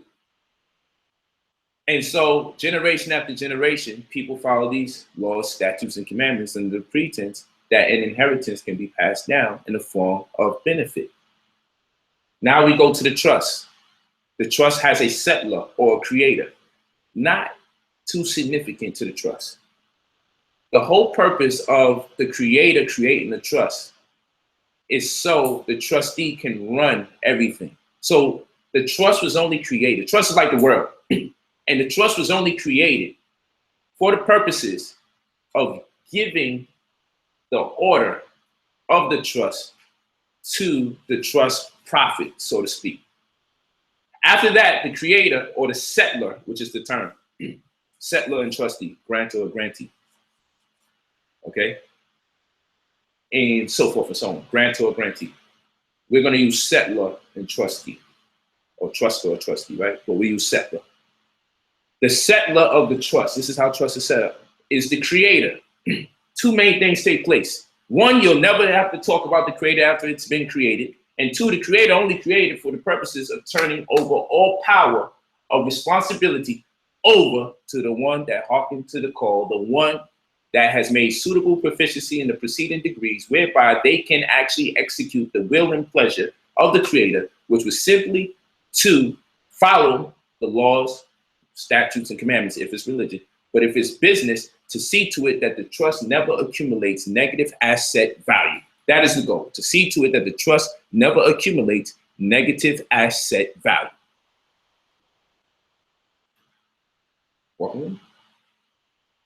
That's what the trustee knows. The creator is so irrelevant once the trust has been created. The settler is so irrelevant once the trust has been created. The whole focal point is on the trustee, because the trustee knows everything to the best of their ability per the expectations of the creator.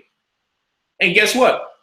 If the trustee follows the will and pleasure of the creator, which is not to take liability for the company or for the person, the entity at this point, the trust is an entity, not to take liability for the entity, more rather, just fulfill the will and pleasure as far as having total control over the direction and responsibilities. And should they follow the strategy of the trust, surely others may be able to benefit. So the purpose of a trust is for property to be held on behalf of one so that another may benefit. So the trustee is going to see to it that the trust never accumulates negative asset value, more rather the complete opposite to the total contrapositive, in order that they may be beneficiaries now or later. So God says, if you follow my law, statutes, and commandments, son, and you go and you teach the rest of the world to follow these rules, then your children will have abundance. So the trustee has a creator that says, if you follow the edict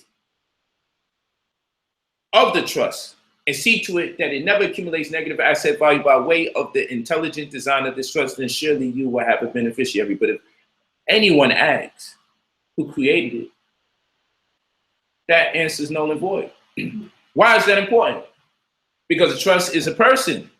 It gets to act on behalf of the flesh and blood. Why is that so very convenient? It's very convenient because if I made a mistake and won't attack my credit score, the word won't go around when I'm in Walmart and they say, yo, you want to try a Walmart card? And I go, yeah, no doubt. Try me out. And then, oh, sir, I'm sorry, your credit is, word on the block is your name flamed up. Like you owe everybody. Now you're embarrassed. You in Walmart, can't even get a Walmart card? Damn. So you realize anytime someone puts your name in the system, shame, shame, shame on you. Your old Sprint, your old TJ Maxx, your old Bank of America. So now you're ashamed of your own name. Now you need a nickname. They don't give out credit scores for nicknames, do they though? So now we're in a space where we don't even like our name, and our name is supposed to be so very valuable. We're not supposed to let no one desecrate our name. But we have. We've done it on several occasions because we was uneducated. So now we've learned something very fundamental to growing wealth. Control everything. Own nothing, control everything. Own nothing, control everything. So the trust is designed in such a way. Trustee, did you create this trust? No, the creator did. Where's the creator at? Nobody. Good luck to you. Just like God. Because the creator only created the trust to turn all responsibilities over to the trustee. So when they come to you, even though it's your company, and they say, man, you're the one that's to blame, all you do is say, hey, listen, man, I just run the organization. You know, Jay-Z said, I just run the town. You feel me? He was talking about. He was doing a metaphor about walking and running. You feel what I'm saying? And so what I'm talking to you about, when you think about it, you say to yourself, hey, hold on. Someone created this so I can do what? Control it, not own it. Someone created this so I can control it, not own it. Control everything, own nothing. Who's liable? The owner. Well, the owner only created it so they can give all responsibilities away. So you can't get at the settler because the settler didn't create it so they can own it. They created it so they can turn over all responsibilities to someone else. The person who has the responsibility may as well be the worker of the company, not the owner of the company. So now we've created an incredible tax shelter because you remove from certain liability. Not all, certain. You understand? Trust me. You need to get that book. Oh yeah, there's a lot of stuff going on up here. You know, smart people crazy. So that was a joke. So now we're gonna go to the trust is private. It's going to be the creditor on the UCC filing. It's going to represent you. It comes in your personage. Okay? The trust is a creditor. The trust is a creditor. The other entity is public, i.e., or for example, the LLC, the PIH, the S Corp, the Type B, the non-for-profit. Therefore, the entity is the bearer. Let me explain this to you. You shouldn't be in the equation unless it looks like you're working for somebody. If you're on the LLC, you're under your company, you're working for the company. The company comes in your personage.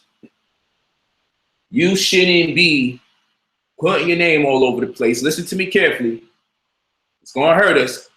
But we like having to see our name. We like seeing our name on the debit card. We like to see our name on the card note. Get out of that. Nothing in your name no more. Control everything, own nothing.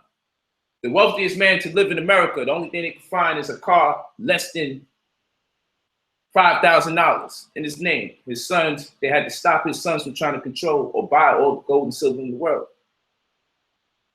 One of them is responsible for creating the NFL. Do some research. The only thing they could find in that man's name when he died, billionaire, was an old, I think, Chevy. Cost less than $5,000. It's actually in his name. So it looked like he owned absolutely nothing. He's very wealthy because he owned nothing and controlled everything. Get out of that mind frame. Be a worker of the company you're responsible for. And I say it just like that. You're responsible for the company. You didn't create it. You're responsible for it. Be a worker. The highest worker. The one with all the rights to make decisions. But don't own it. Work for it. Be responsible. But don't own it. Control everything. Own nothing. That, in essence, is why we talk about using the trust. Now, for the people that talk about sovereignty, let's go back to this. A lot of you say, hey, I'm private. I'm like, how are you private, Negro? You still cutting checks, you still paying taxes, you still got a driver's license. How can you be private and you operating in the public? So some of them go real far. They start living like hermits in the grandmother house. They're looking out the window of the basement where the dirt is at. You know, because they private. They asking other people to buy stuff for them because they don't want to spend money in the public. This stuff is true. And then they try to put liens on the White House. That's a whole nother conversation. But so now what we're talking about is this. One hand washes the other. So what you're going to do, you're going to get an entity that's going to act on your behalf in the public. It's going to do all the shopping. It's going to do all the acquisitions. It's going to buy the real estate. It's going to do all that. It's going to make the money idealistically. And when the LLC or the PIH or the S Corp or the Type B or the nonprofit, whatever, when these entities make money, when the money gets converted into hard assets, the hard assets will be retitled, as to say owned, retitled to the trust. The trust will remain private, and you're going to make an agreement amongst the trust and these entities that whenever these entities accumulate monies, the destination of the monies, until which time it turns into hard assets being gold, silver, real estate, so forth and so on. When the money gets spent on something material, by default, it'll be property of the trust. Now, of course, these are your companies, and of course, you're responsible for this company. But this is going to have a first in line, first in time security interest on anything that your other entity possesses. So no one could come here and say, hey, we're seizing the possession of the asset that you bought under this company, the PIH or the LLC. You know why they can't do it? Because you already have a security agreement that this company is in debt for the rest of existence to this entity.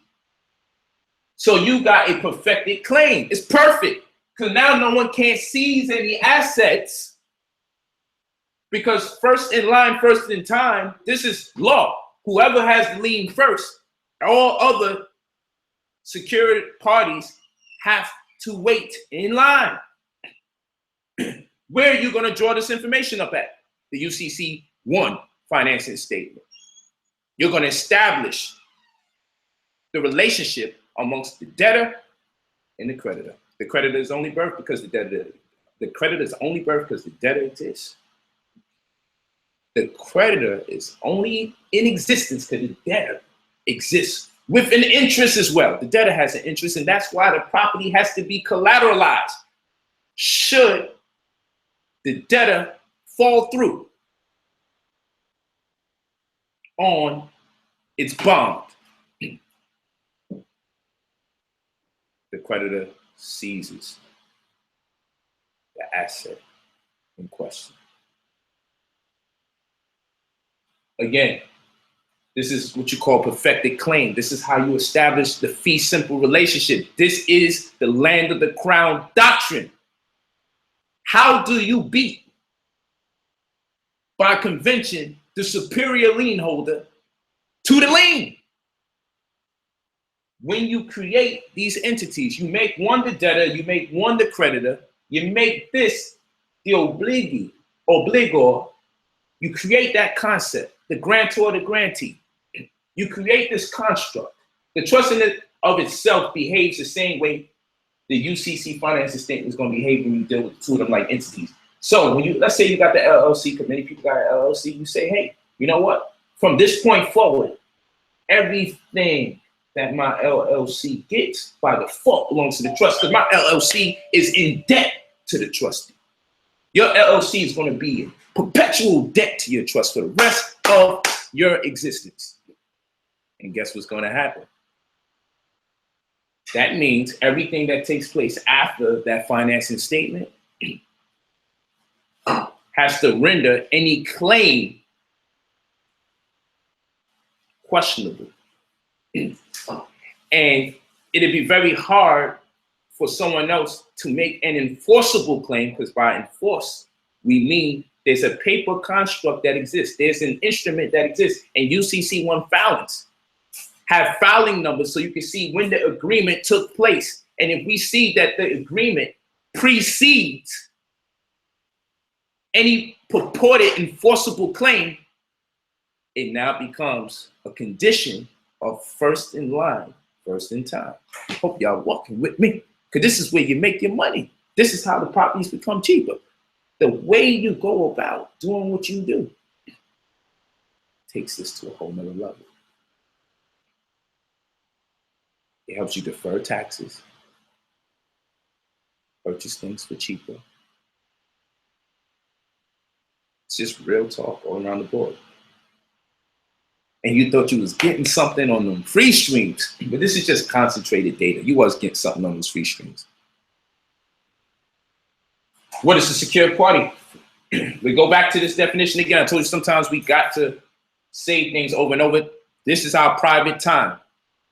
You're getting a lot for your money. This is our private time.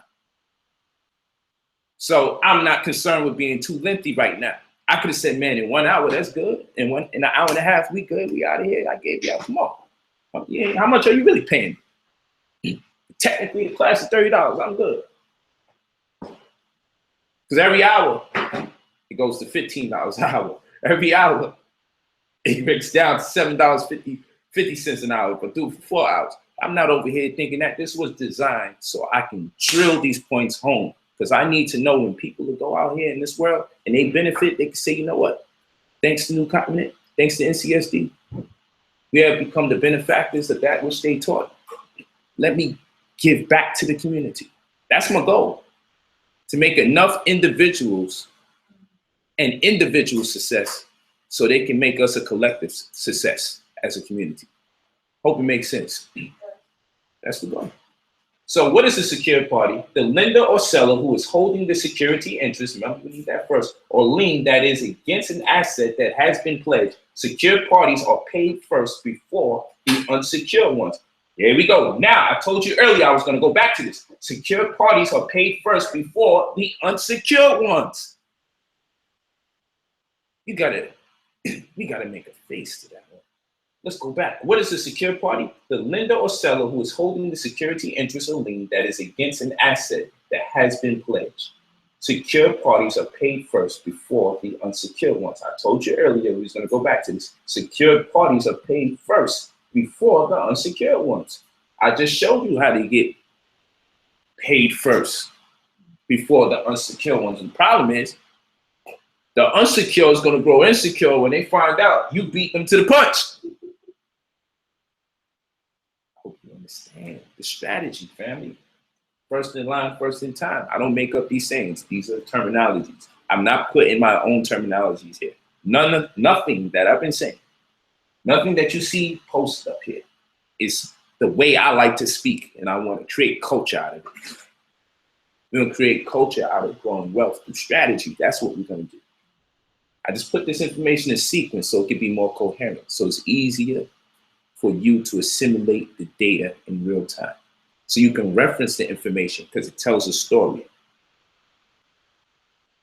Can I just show you where you fill out stuff in the document? We do that on the last slides. That's not the deep part. It's understanding how you get to that point and why you're even doing it in the first place. That's where the whole strategy evolves. That's when you start learning, when do I use the PIH, private interest holdings, or when do I get an S corp, or when do I get a type B, when do I get a not-for-profit? What kind of trust? Do I get an irrevocable trust? Do I get a sole tax lien trust fund? Do I get a community endowment fund? If we're looking to really build a school, you need to have an endowment fund because that's what they use to create hospitals or erect hospitals. That's what they use to erect what? Schools. And endowment funds, the priority of an endowment fund is to invest in real estate to allocate it back to the resources that one needs in order to keep the school up. Talking to you. Wow, so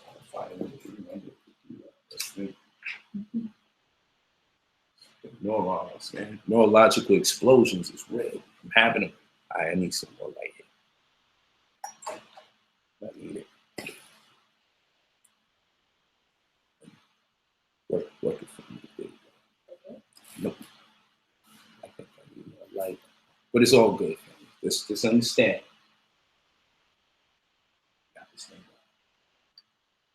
Yeah, getting a little better. So, back to trust me again. What is a trust? Investopedia definition. A trust is a fiduciary relationship in which one party, known as a trustee, gives another party, the trustee, the right to hold title to property or assets for the benefit of a third party, the beneficiary. In finance, it can also be a type of closed-end collective investment fund built as a public limited company. Just pretty much said the same thing to you. Breaking down trust. This is also Investopedia source. Trusts are created by settlers who decide how to transfer parts or all of their assets to trustees. Just what I communicated to you, different words. These trustees hold on to the assets for the beneficiaries of the trust. The rules of a trust depends on the terms under which it was built on. In some areas, it is possible for older beneficiaries to become trustees. For example, in some jurisdictions, the grantor can be a lifetime beneficiary and a trustee at the same time. Yes, the trustee can also be the beneficiary. And in instances, there are instances where you can also be the settlor, the trustee, and the beneficiary. In the instances where it's a living trust, you'll find scenarios like that. And the reason why they call a living trust is because you'll follow the will and pleasure of the settlor, who's also the trustee, who's also the beneficiary, even when they won't. Meaning people still got to follow the way the properties that have been retitled to the trust are ran and the motivation behind the economic agenda to generate revenue from those properties. Even in your passing, they still got to follow the edict. It doesn't expire. So when the edict or the provisions of the trust doesn't expire, or rather it's still followed, even in light of your absence or your death, it's a living trust. It's as though you're still alive. So that's an example. So trust would be a private creditor. Again, we control everything, we own nothing. We went over what is a secured party, first in time, first in line. Trust me, the UCC works. It was designed to work for you, not for you to work for it. Just talking to you. Life without trolls. I almost feel lonely. Where's the trolls? Apparently, you want to get rid of trolls, you charge. Okay, work with me here. This is a little. I need the right angles. Okay, we almost done, and I'm gonna let y'all call in, and we'll rock out for a few minutes. You know, I'm gonna let y'all call in. We rock out. But you know what's dope? What we really could do. We could do the Q&A in the public. We keep this class to ourselves. You know, we could do the Q&A in the public. That'd be dope. Can we move this or something? Oh, okay. Because I can see it. And I'm getting darker as the day goes by, if you understand what I'm saying. I only see my teeth. I'm keeping them open purposely until we get some light. Darker. We almost done though. That's fine. If you see it good over there. Okay. But yeah, we almost had something working there. But anyway, we're on the last slides. All right. This is the last two slides. This is an example of a security agreement. The security agreement, this agreement dated as of this day of corporation, the debtor with the address, the secured party with an address at, under the terms hereof, the secured party desires to obtain and the debtor desires to grant the secured party security for all of the obligations as hereinafter defined. Now, therefore, the debtor and the secured party intending to be legally bound hereby agree as follows. Definitions. So we outline collateral assignment, loan documents, the note, UCC, grant of security interest, change in the name of locations, representations, and warranties. Listen to me. You are behaving like the financial institution at this particular point in time. This is the same thing they go through when they're conducting the loan process. It's very similar. When you deal with UCC, all you're doing is acting like the boss. You're behaving as the boss you should be. You're actually creating your own form of mortgage in many instances. It was a financing statement put in front of, let me say it like this, behind a security agreement. Let me say that. A financing statement behind the security agreement, because this is first. You have to have the security agreement. Then you're going to go here. This is a UCC 1 form, financing statement. This is called a financing statement, UCC 1. Step 1 is security agreement. Step 2 is the UCC form. You have to fill this out. Why the necessity and how to fill out the form? The purpose of UCC, this is a very good book, very important book to get. Inequity or inequity, debt wealth or asset wealth. The purpose of the UCC is to see to it we don't have to go to court. Because we can just look up the filing number and say, yo, what are y'all talking about? You signed this already. It's already online. In the classes to come, I'm going to show you where you go to look up the filing to see that such an agreement actually exists amongst two parties. There's no need for court because the financing statement is so legitimate and so meticulous in the approach that it normally warrants no need to go to court. Henceforth, you and I must conclude, paperwork is court. The courtroom is where we discuss the paperwork. Paperwork is court. The courtroom is where we discuss the paperwork. And this is why we say your paperwork shall precede you. So when you go to court and they say, do you understand the nature of these charges? And I say, I understand the nature of these charges, but not how they apply to me. We're going to call you guilty. We're going to put a plea in on your own behalf. Please, I don't make pleas, no plea bargains. I'm here to challenge the court on the grounds they lack jurisdiction over organic living stuff. Objection! We're going to say that you're guilty anyway. Hold on. Objection. Objection on the grounds you lack jurisdiction over organic living soul, making violation of Article 3 of the Supreme Laws of the land. See, there's always conversation. You know why this conversation is taking place? Because anybody walking into court to find out what they was accused of lost already. Your paperwork must precede you. This means that you should send your paperwork in. Send it in so they can pick up conversation from where you left off in paperwork. So when you come in, it shouldn't be, do you understand the nature of these charges? Do you understand the response I sent to you guys? I'm here on special appearance. You summons me to appear. I not only appeared, I came in special appearance because I am not the transmitting utility, otherwise known as the straw man, acting on behalf of paper that should be acting on my behalf. But I know about that 60K trust you created when I was born. Yeah, the live birth. You recorded my life like a deed. It's a Q-SIP on my birth certificate, Committee on Uniform Securities Identification Procedure. And that S equals securities. And the security is what? A paper certificate that attests to ownership and equity as in the case of a stock, or ownership of a bond as in the case of a debt obligation which has tradable derivatives. We know what you're up to. I know what you did last summer. You can't do it no more. I watched it. Part 1 and part 2. I missed part 3. Now, we're going to go to debtor. UCC 9-102 tells us that a debtor means a person having an interest other than a security interest or other lien in the collateral, whether or not the person is an obligor.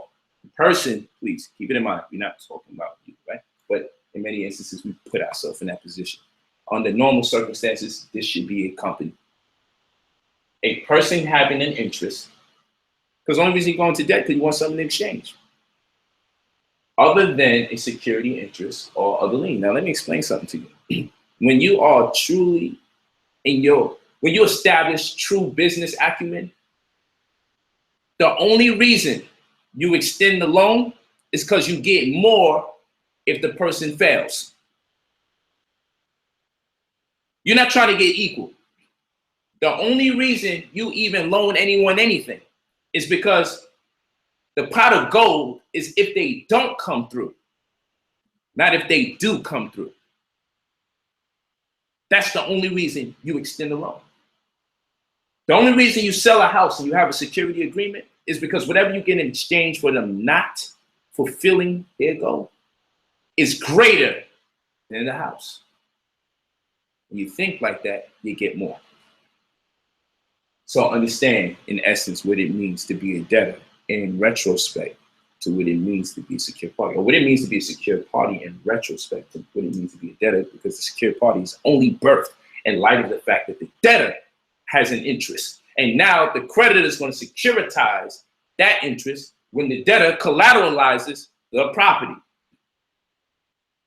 Woo!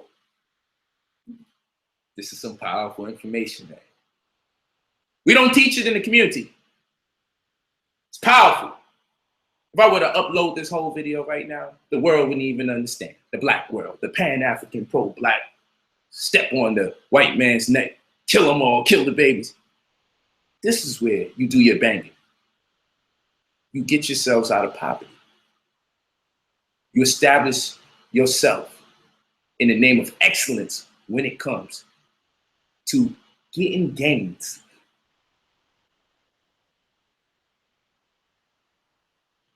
Shake my head. Shake my head. But at least you all understand. I'm not playing around here.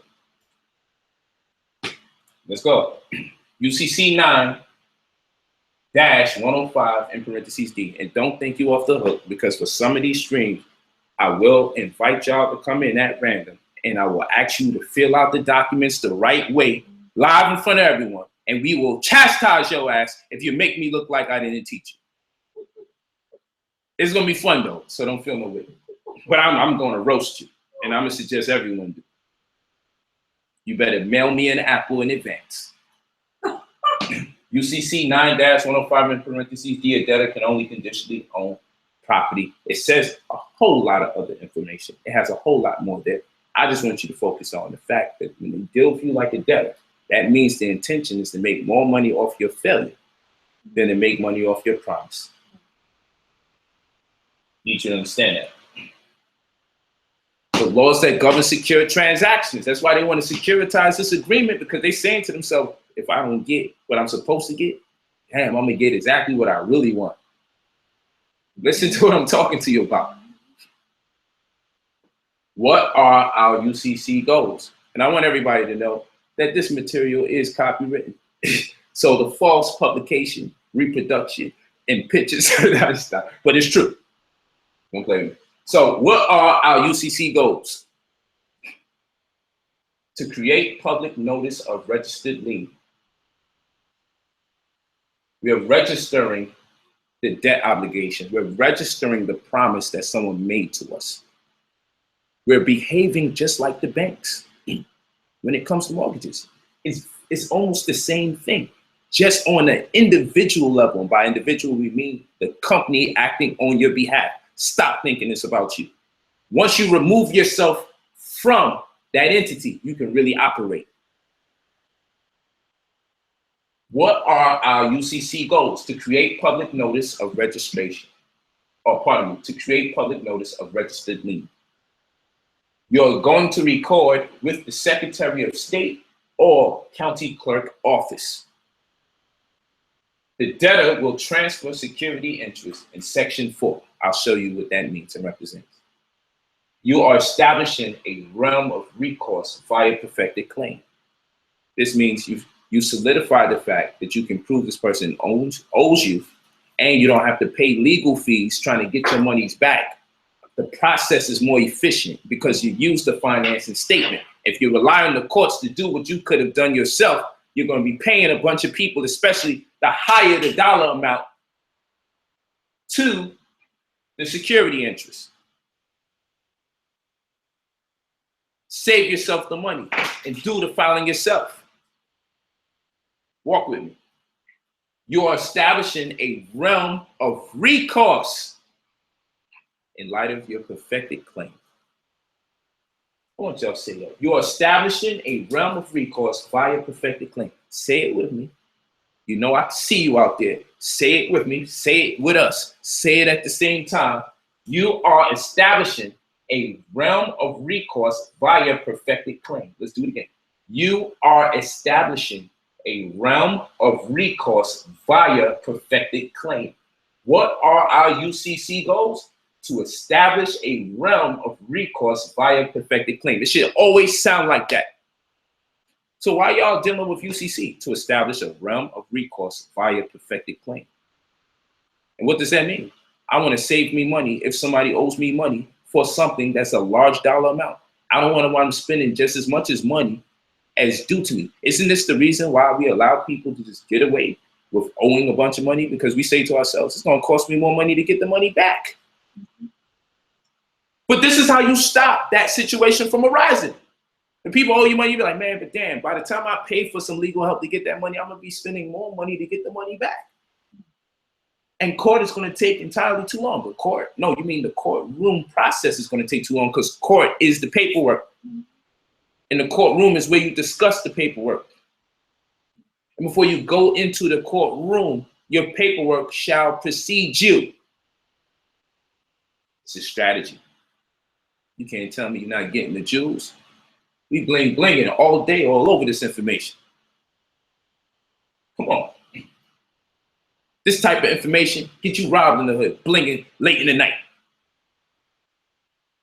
We going all the way in. Real estate or legal fiction. Take a look at this. I put in the red zones for you so you can practice. I did this so you can practice. Don't think we're done with UCC. We just gone through UCC 1. And I still got some information that I got to go through with UCC 1. Get this book. Real Estate or Legal Fiction. That was my 54th book. And it's polite, you're plagiarizing. How could you write all those books? Do I look like I need to plagiarize? It's perspective here. It's angles. It's strategy. It's methodologies being employed for the betterment of our people. Get the book. Watch this. UCC instructions. So you're going to have the financing statement. This is where you're going to put your full name and your phone number. Then you have B, send acknowledgement to. You're going to put your full name there. Then look, I put address here. Then look, I put city, state, and zip code. That's how I need to see it. Make it look like this. The visual rhetoric has to look like this. That's my phone, baby. The visual rhetoric has to look like this. Okay? If you see me put it this way, do it that way. We want to be in uniformity when we do these things.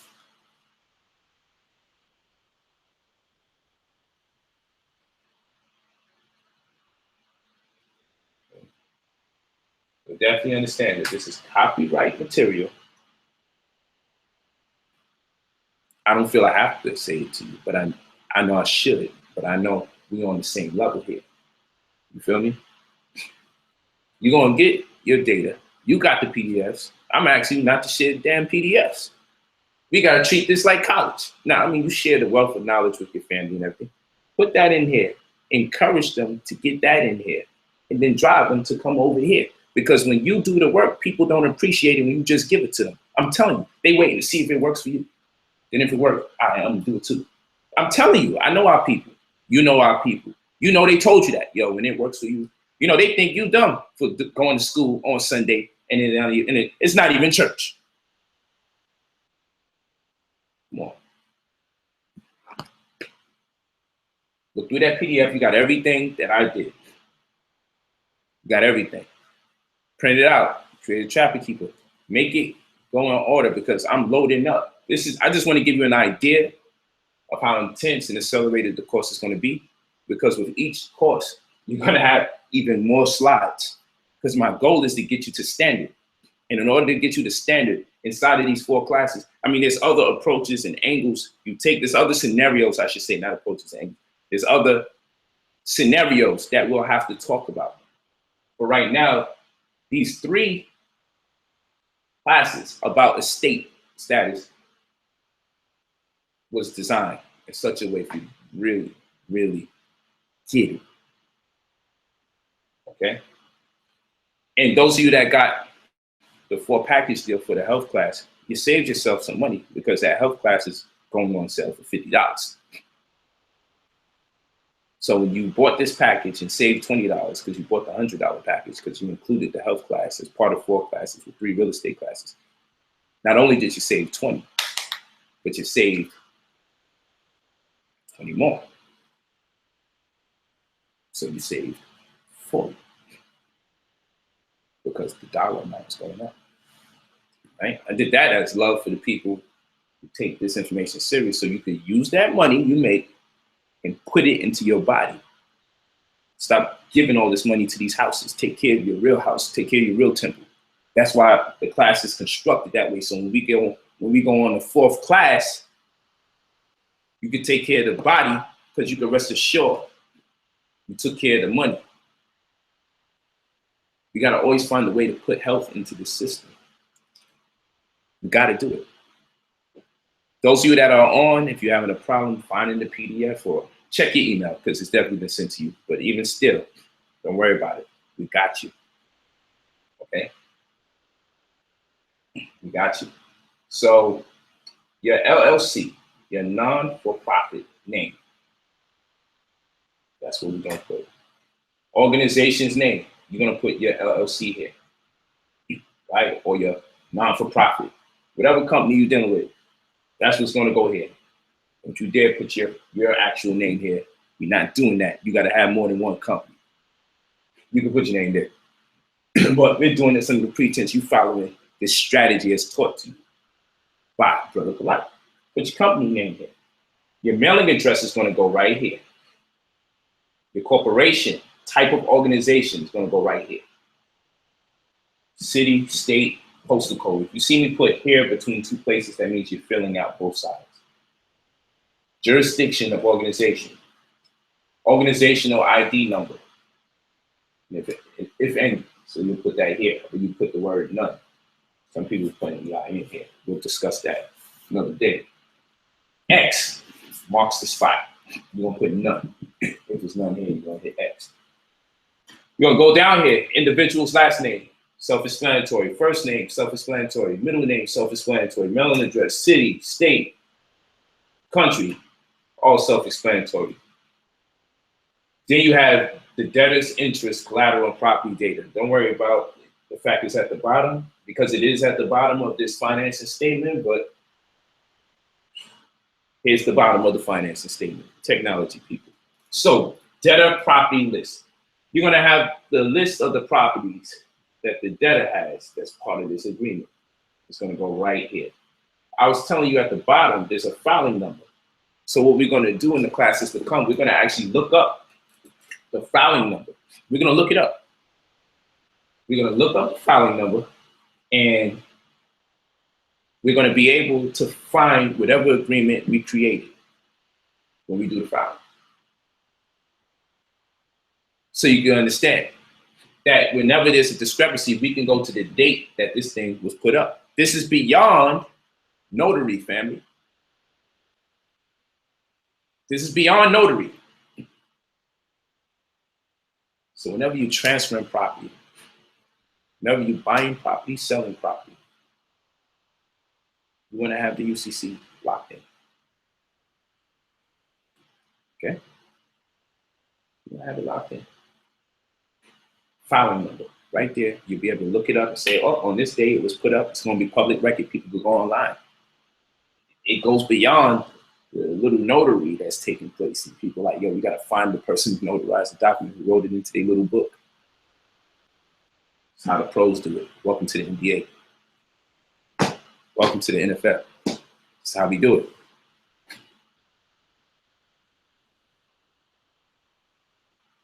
Well, I got so caught up in the excitement of the confetti, I forgot that was the last slide. How you feel about yourself? Hope you're feeling good. I'm feeling great. Let me give you the phone number. Get your phones out. Yeah, let me take care of the church.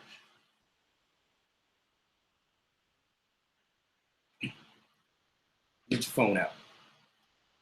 And let me give you these numbers.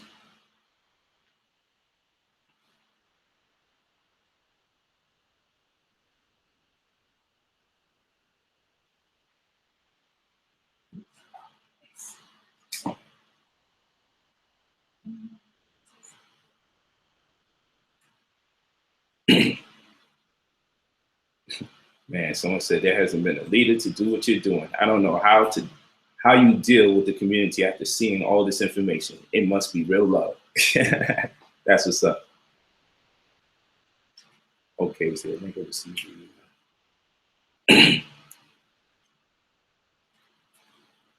See if we have anybody sending emails.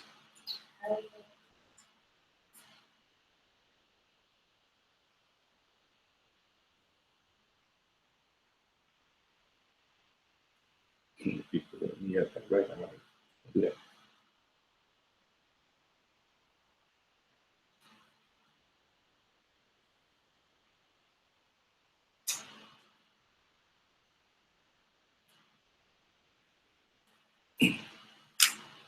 Okay.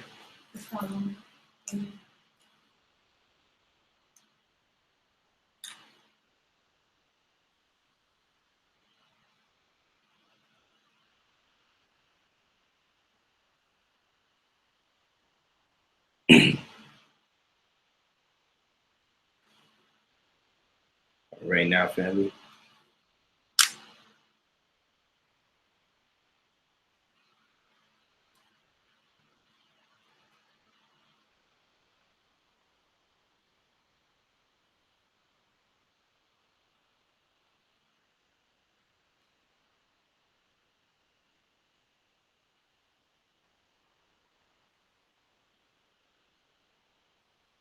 Okay.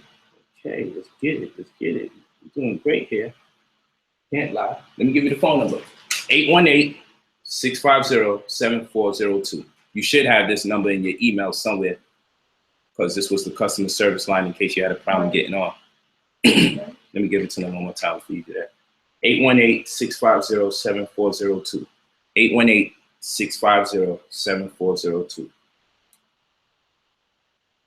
And when they hear how you feel about the class, that's what I really want to hear.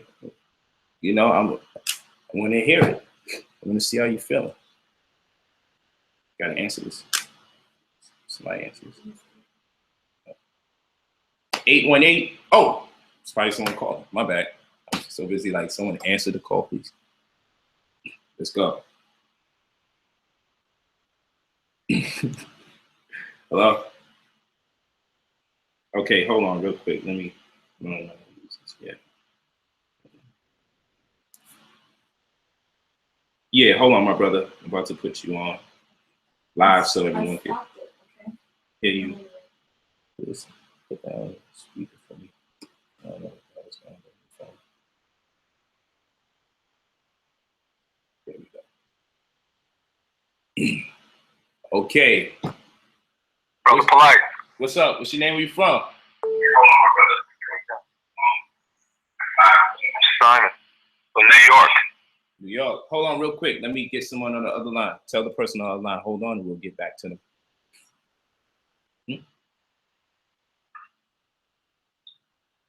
I know it's confusing. Don't worry, I get it back. This phone is crazy. Yeah. So, what's going on, brother? What you thinking? Brother Polite. First of all, I want to thank you for the education, for the knowledge that you're sharing with us today. And I have a question. My basic question is really good stuff. You know, I'm in real estate. I'm a real estate agent. But I would like to know or see, like, how you would apply this. How is this? Can you give us an example of using this strategy in real life, you know, in the real world? How would this apply to purchasing a property? Okay, well, I'll tell you this. In session three, we have, I don't want to call it a tutorial, but what I'll say is this. In session 3, the third class is when you're going to see tax lien approaches, tax deed approaches, the most efficient ones. You're going to see scenarios. We're going to go through scenarios for rental properties. We're going to go through scenarios for even in foreclosure instances. So in session 3, we're going to go through actual scenarios, but we have to take it to session 2, which shows us the property research, because it's important when we do that. It's in this order, so that way, when we get to session 3 and you see performance, we'll look back at the different sessions and you'll say, okay, it all makes sense. It's all coming to fruition. So, you know, I'd say hold tight. We just giving you strategy, methodology, and then when you go to session 2 and session 3, it's going to all come full cycle. Okay, I got it. Thank you. Appreciate that. Man, thank you, brother, for just to the future session. Say it again. I said thank you, and we're looking forward to the future sessions. We got like all 4 of them, you know, locked up. Man, thank you so much, man. I appreciate y'all. Man, you already know. I love the energy and the spirit. Let's get it. Thank you. Cool. If I could hold it up for me so I don't be like this on camera. Hello? Yeah, I was calling because I had a question. Yeah, go ahead. What's your question, family? Oh, it is Brother Polite, my bad. All right, yeah, so I appreciate the information and all that. My question was, can I, like, say I got a property already, and I'm doing like a rent to own on it right now. Is this something I can put inside my UCC and then like go over and be first in line, first in line, first paid type of thing? If you're doing a rent to own agreement, it depends on how forthcoming the lender is, because in that particular scenario, you wouldn't exactly be the lender. You know, however, you could endeavor to convince the lender how it'd be more beneficial that he get into a security agreement with you. And in doing so, you file the financial statement. It's really not that difficult, because I would imagine he would want an agreement. And if you push to him the stylized rendition of the agreement that's necessary, it'll work out for you. Oh, okay, cool. The reason why I was asking is I don't know why I'm correct me on it, but I feel like I don't know why I feel like I could just go sign the contract on the property and put it in my UCC and I'm the owner and turn around and sell it. That's why I got the whole wrong idea about this. The Bluetooth device is connected. Okay, well, hold on real quick. I'm seeing if I could put this phone on speaker so it could be a lot louder.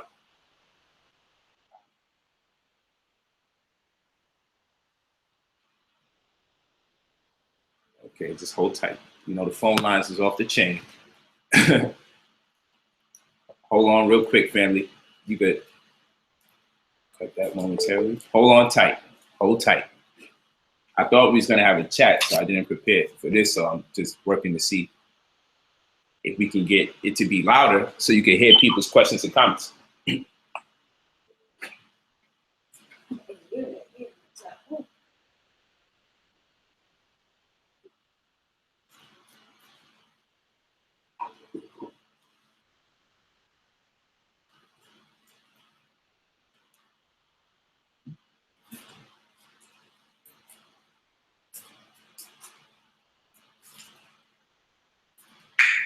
The Bluetooth device is moving too far.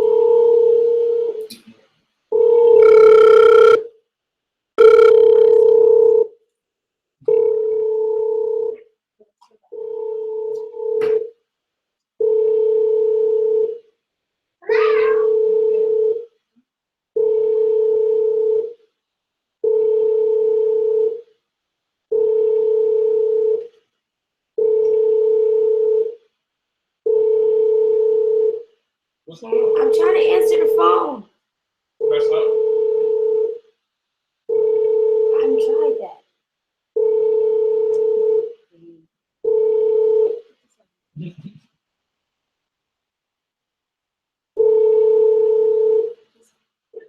Hello? Hey, y'all still accepting live questions? Okay, good. Yep. Hold on. Hey, they eating around me, man. I'm just growing a little fatigue. What is that sound? Oh, all right. Make sure you mute your computer so we don't get the feedback.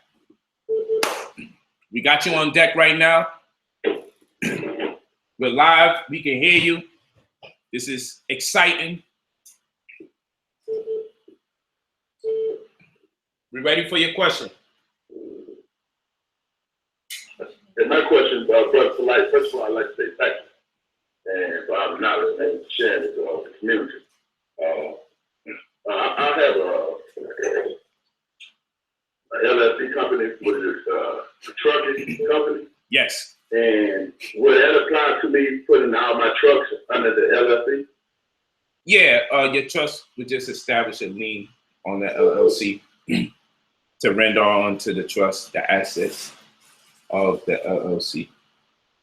It's very own, whereby you also will be the trustee of the trust. So yeah, it definitely applies to you. A matter of getting the trust, and because it's a trucking company, perhaps irrevocable trust would be right down your alley. But you know, you get the trust nonetheless, and you build with one of the caseworkers, or even I connect with you because we're talking right now. You just got to leave a notation and remind me, or remind whoever views the transaction email that I had a conversation with you, and I'll follow up whenever you're ready. You there, brother? Let's take another call. Yes. Yes, hello, brother. What's going on? Hello. Yes. We're doing well. Thank you for you. I have a question for you. I'm with it. Okay. What can a UCC one do as far as the state that's in limbo? Okay. What kind of limbo is the state in? Are you nearing a foreclosure? What's the situation? Well, I have a aunt who did not leave. Sorry. I'm listening. Don't worry about it. Okay, I have an aunt who left the will that I want to sign because the husband of the aunt, he was kind of like, the way he got the property, he kind of like yanked it from us. Well. And it could be proven because a relative, when my mom over you. Yeah. Well, I would say UCC 1 may not be the direction you want to go, because that's to establish a security interest. And 1 looks like, this situation looks like it's been provoked by an illegitimate standard. So you more or less would need an administrative affidavit for starters, and to also have what's called a compendium set forward to the parties involved. A compendium is just like a memorandum. Memorandum means it must be remembered. So you want to get something that's a compendium. This is when you have a question and answer dialogue with yourself. You play the side of the victim and you play the side of the one doing the victimizing, but you make the person who's doing the victimizing actually answer the questions properly. And that's the nature of a compendium. And it's normally affixed to an affidavit of facts, and you lead off or follow up with it with what's called an administrative affidavit that you be sending to the courts as well. Okay, how would that be for the declaratory judgment? How is that different? Yes, sir. Well, with an administrative affidavit, You also, I presume you would want to sue the person who illegitimately has the property. So with the so with the administrative affidavit, it's going to also be conjoined with an administrative affidavit with specific negative avertment and opportunity to cure and counterclaim and admiralty. Opportunity to cure is what you're looking for at the end result. Your recompense for having to endure this process in the first place. The admiralty is just going to show them that the manner in which the properties was acquired in the first place wasn't the right way, wasn't standing good in law. And because of that, they really don't have much of a say over matters pertaining to you and the other party other than to rule in your favor because of the nature of the acquisition of the property in the first place, because of the condition and the lack of the original note. So it encompasses a number of things. So it's called a specific negative avertment, an administrative negative avertment, and counterclaim and admiralty. We just make it short. It's a specific negative avertment, a specific administrative negative avertment with opportunity to cure and counterclaim and admiralty. But you just call it negative avertment, and all the other things would be conjoined to it. Understood. Now, I don't want to take too much of your time on live calls for other people. So, what is your next availability as far as the $200 an hour session? You can book a consultation online, or you can send an email correspondence, and we can see if it doesn't require a lengthy message. Can you repeat that? I apologize. No problem. You can send us a correspondence at brotherpolite45@gmail.com, and provided it doesn't take too much of a lengthy response, maybe we don't need the consultation. Otherwise, I would suggest a consultation so we can get more into the nitty gritty of the matter. So obviously, I would have to be a little more hands-on to see more. So that's why I'm being very strict about the way I respond. Very briefly, what can you do with a pay-off mortgage, like a note on a mortgage, very briefly? You should definitely email me that, because I want to get to the other callers as much to the best of my ability. And I already knocked out 3 questions, and the line is off the hook right now. I appreciate you, brother. Thank you so much. I appreciate you too, bro. Where's the volume on this? So that way, I want to know when to turn it down so people don't have to. What the hell?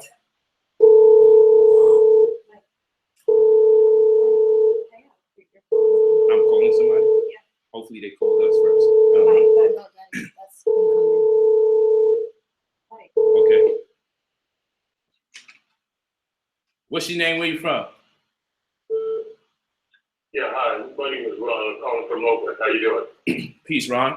What's it you need to know, my brother? Or what do you want to say? Yeah, and first off, just want to thank you so much for all your help and all your work, what you've been doing.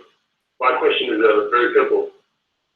When you're, first off, will the video be available? I know it's available for 24 hours. Yeah. And then from there, we'll have to, then it'll be down. It'll be possible for a way where we can purchase, where we can see the stuff and just, continue to study. And this information is great. Yeah, I'll come up with something. I'll be feeling weird about not letting this show no more for the rest of my life. I do that a lot too, but yeah, we'll figure it out. We'll do something, or put it up. We'll more likely put it up for rent after probably 2 weeks or so, and we'll do something like that. But yeah, we'll figure it out. But yeah, thanks a lot for the appreciation, brother. Oh man, thank you. This has been phenomenal, man. And you're right. When you start paying for things, man, you get rid of all the trolls. Put it that way. All right, my brother. Thanks a lot. Hey, peace. Peace. Hello? Yeah. What's your name? Where you from? What's going on? It's Richard from North New Jersey. Hey, what's up? New Jersey in the building. Definitely, man. about you, POLIGHT. No doubt, no doubt.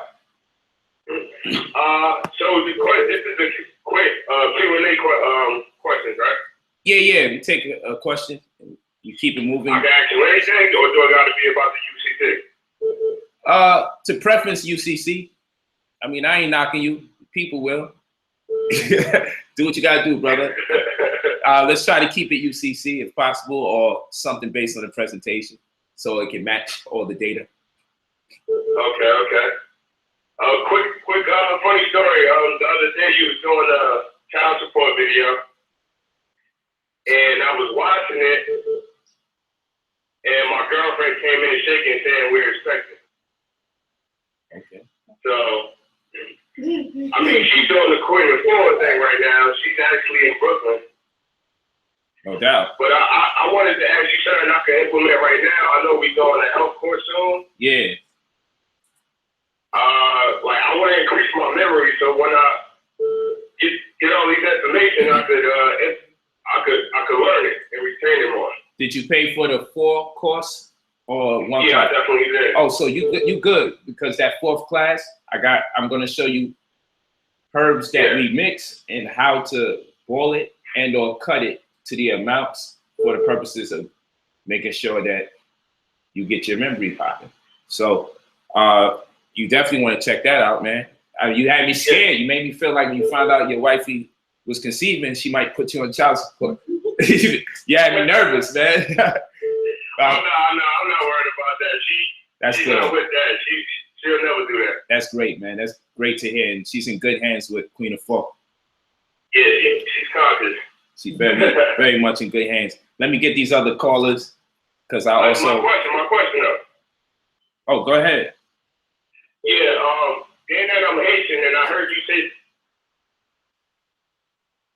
You say you're Haitian? Would that help increase my memory? I didn't hear the question. I only heard that you Haitian. Yeah, like I'm Haitian, so sometimes my mother come back from Haiti with Jean mushrooms. Oh man, damn! Why you mention that? Somebody owe me some Jean mushrooms, and you watching me right now, and I'm mad, I'm lit, I'm turned up because I just remembered that I ain't get it back. Yeah, so yeah, man, those some good mushrooms, brother. Drink the water after you boil it. What am I supposed to do with it?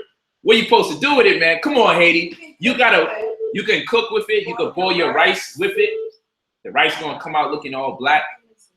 Drink the liquid from it and definitely make some soup with it. That's part of one of the things that I had to use when I was getting rid of my diabetes. You said make some soup? Make some soup, Jean mushroom soup.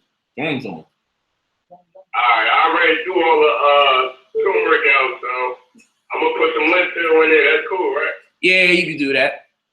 You can do that for now. That's my question, man. Thanks a lot, bro. And you still snuck in your non-UCC question. You slick. I'll talk to you later. Talk to you later, brother. Thank you, Jersey. All right, man. Love you, man. Love you too, brother. Thank you.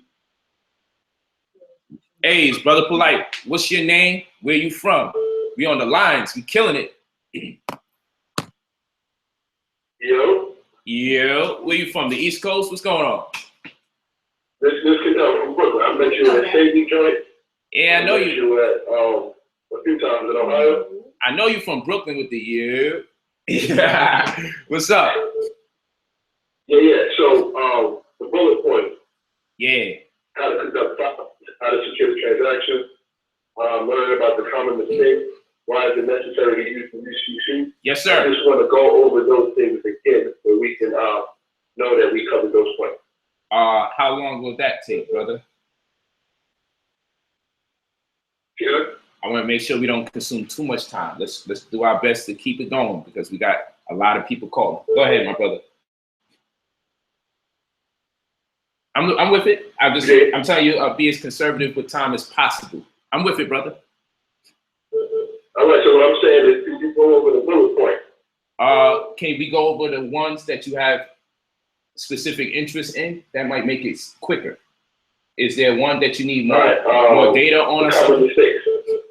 Common mistakes. I'm going to the slide now, presuming that you can see it. I'll start from the beginning.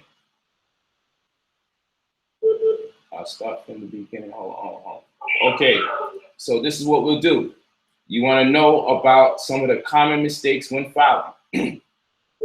One of the most common mistakes is not filing at all. This is a fact, absolute fact. People, when they deal with transfer of property, buying property, or renting property, they're supposed to have a UCC. Most of us from pre-K to 12th grade, 14 years, never learned anything about real estate. And then by the time we do learn about real estate, the information isn't coupled with the UCC, which the two of them work hand in hand. That was something that's at the very beginning. Now we also have the understanding that the property is actually rendered status. Very important. A very common mistake to purchase property and not understand that the property has implications against you because it has status. And based on the manner in which you purchase property, if you don't purchase it with the UCC, or if you don't purchase it with the right company, it puts you in limbo, because then there's no need for you to do the UCC. See, the conversation is important for different reasons to different people, because some people have UCC filings and they have no property on there whatsoever, brother. You know, so that might be a foreign idea to you, but in the community, people put all sorts of racial suggestions in their UCC. No property whatsoever. So, you know, I have to also cover ground, because some people that's on the stream come from that school of thought where they use UCCs to try to get monies that don't really exist. So I have to also cover ground with them. Hold on real quick. Somebody brought this up for me. Yeah, so now, let's see. Let's go. Hold on. Also, let me go to this thing right here. Let me go right here. Another common mistake for the UCC. Many people file the UCC, but they don't have a security agreement. They think the UCC is the agreement. And yes, it establishes the relationship amongst the debtor and the creditor, but you need to have a security agreement prefaced to the UCC. This is a very common mistake. People show you their UCC filings and you see no security agreement whatsoever. Nothing. That not only is a common error, it is the biggest error that you're ever going to have when it comes to filing. Now, I don't know how long you've been studying this, but what happens is when people learn something for the first time, it's hard to conceive what you've been missing until someone else tells you. So again, it's become culture, popular culture, to just go straight to the UCC one and not have a security agreement right in the front. All right? Very common. Also, let's go here. Right now.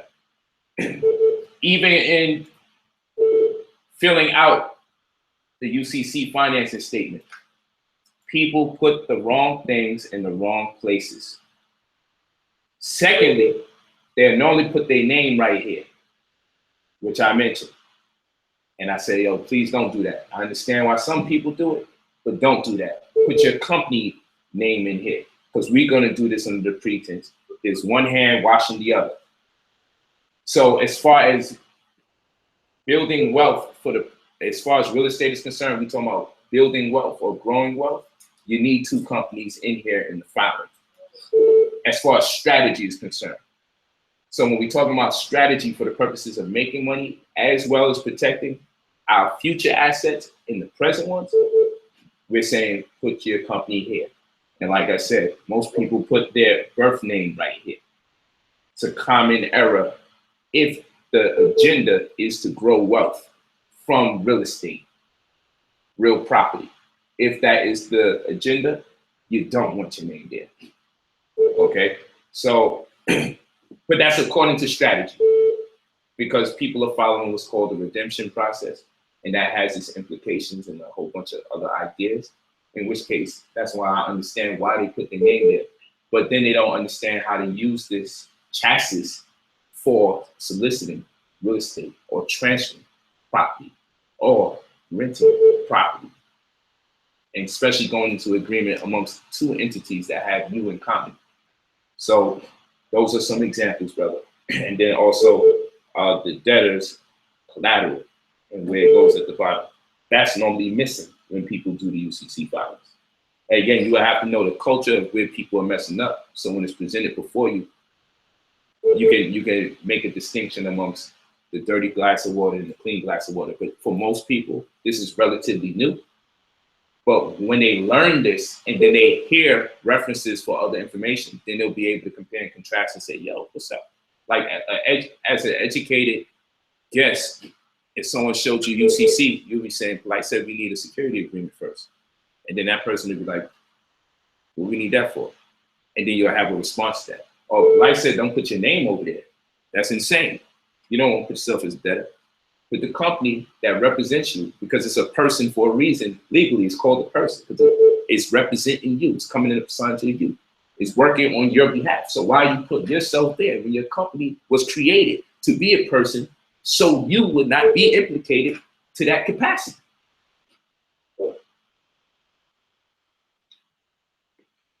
Walk with me, King. Yeah, I'm with you. Thanks, brother. You like Phil Jackson, man. I just want to follow the triangle. No doubt. For that consultation. Yo. I've been trying to make you something higher. I'm out. Howard. Yeah, I appreciate you, Brooklyn. Thanks a lot, brother. Good question, brother. Thank you. Okay. Brother Polite. What's your name? Where you from? Hey, Detroit. Detroit. What's up, man? Loving the support. What you think of class? And what you got to say? What else you got to say? What's going on? Hey, yo, man. I want to first say, hey, man, big ups to you about, just basically putting out this information. I've been on my path for this shit about 8 years now, man. And, and I know you probably know about Dr. Lane. I'm with ISIS and everything. So definitely I'm familiar a little bit with what you gave me. And expounded, I like the information. My wife was watching it. We watched the other joint that you had on YouTube, what the other brother was talking about, trust and the other day. No doubt. So my question, Good. I don't want to take too much of your time. My question is, how do you establish a trust? Like, how do you create a trust that you get the share priority, you get the UCC1 versus the trust? Well, turn your computer down if you can a little bit. What you can do. You sound far away, dude. Oh, okay. You know what? Let me talk towards the phone. Do I sound clearer to you? Yeah, you just sound awesome. All right. So basically, what one does to establish a trust, I would say, make the transaction online, get with the caseworker, and the caseworker gives you the outline for what you say you have an interest in. Obviously, it's most likely real estate. The approach you're going to take in real estate is what the caseworker is going to talk to you about so you can get an angle. All he's there for is to make sure you could execute your goal to the best of your ability without having to pay fund managers and everybody unless it's absolutely necessary, because we understand the grind. I don't know your expenses. I don't know what you got going on, but we understand that they've created situations around our community that we'll disbar ourselves from the opportunity to engage because they make the prices part of the opportunity, and the prices are insane. Like in most instances, to set up a trust, they want at least $50K for the trust so they can assign a fund manager to invest your money and give you pennies on the dollar in the form of returns, because they got to eat first when they borrow your money. You feel me? So we make the trust, and you'll fund it by way of your real estate investment. And depending on what kind of structure you're willing to do, we might affix micro loans and treasury direct accounts. These are no risk investments. These are all just incentives and ideas to help grow wealth gradually throughout the course of time, and that's part of the Crown Doctrine. So that's coupled with the trust. So it's all about what kind of planning you're interested in: short term, long term, transferring wealth to the family. You feel me? Like, it all depends on what angle you're looking to take, and then the trust will be built under that pretense. Trust is very extensive. You know, it's all about what direction you want to go into. And, you know, the brothers that take care of that would definitely work with you. Word. No doubt. All right, no doubt. No doubt, man. Where you say you was from again? Detroit, man. 313. You know. I already know, man. That's what's up. All right, salute to the D. I'm in Dallas. So, you know what I'm saying? I'm dealing with that Republican state. No doubt. I already know. Well, we gonna get it. One thing we can get out of them is some bread. We gonna get it. Yeah, no doubt. We'll be in touch, G. All right, my brother. Good talking to you. Hey. You know what I'm saying? Hey, peace. What's your name? Where you from? And turn your computer down. Hey, Brian. I'm Memphis, Tennessee. Tennessee. What's good? What's going on over here?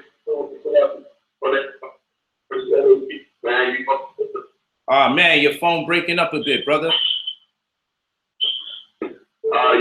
Yeah. I had a question about the Australia. Okay, go ahead, King.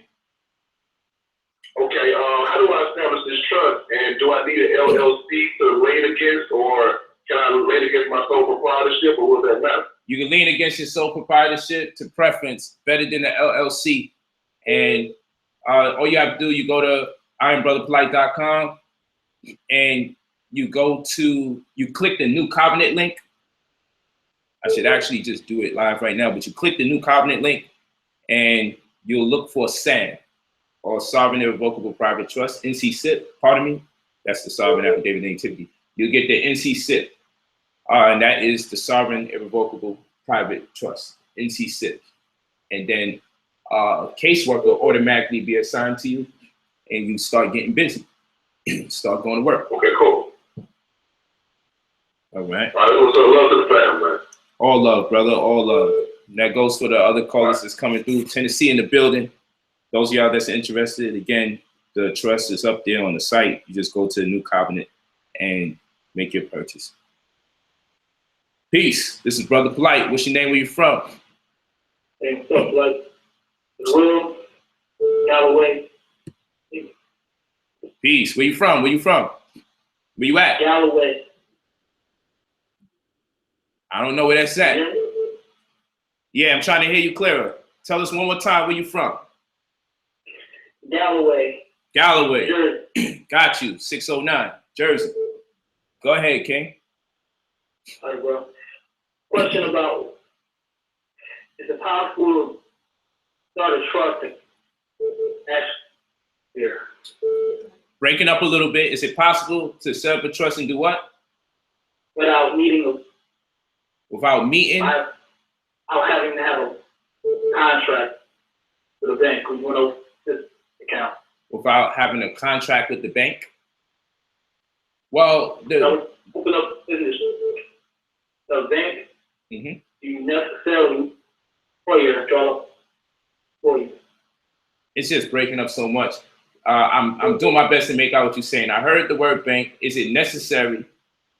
I know you're talking about the trust. Let's see if we can get you to say it real fast. We take it off the speaker then. That might work. Is it possible to open up a business trust account Yes. with a bank without necessarily needing a lawyer to draw up a contract to present to them for you? Absolutely. We teach everyone how to do it themselves. Absolutely. Absolutely. That is the goal. We want to save you as much as dollars as possible. Able to use the business trust, like the business trust account, say you open up a C Corp to later on, but the trust account will protect that. Yes, sir. You don't necessarily have to set up the trust at the bank, but you can, especially if it's a business trust. And you still can do that and establish the relationship. Because you see, public and private These are terms that have become misnomers for people's erroneous conceptions. An account can be set up in a bank and still remain a private account or private company. It is the matter in which the monies come through. So you see, if the main source of revenue is coming from a different entity and then it's driven into the trust, or the trust is set up because there's liquid that is just going to have to play a role from time to time, but the main purpose of the trust is to retitle hard assets to it. The trust remains private, even though there's a business checking account set up. You know, so it's all about one hand washing the other. In previous, say you own real estate already, but you do it the traditional way, is it able to put that in the trust, or would you just basically have to start all over? In many instances, most instances, you still can retitle it to the trust. You know, but the agreements that pre-exist the property that you're retitling is where the nuance comes in. If that makes sense to you. But you're breaking up a little bit. There's basically two mortgages. One is a rental property, one is a property that I live in. It's all about the security agreements that may pre-exist the asset. That's what it all is relying upon. What are the agreements that pre-exist those properties that you want to retitle to the trust? And then that's when we're able to make it happen. So you got more questions on it, hit us up at brotherpolite45@gmail.com or possibly get a consultation. I want to make sure that we can get these other callers. Okay, well, I appreciate that answers. Man, thank you, brother, for locking in. Thank you, brother. I really appreciate you. I'll look out for it. All right, thank you. Okay, we're switching the battery, family. Hold tight.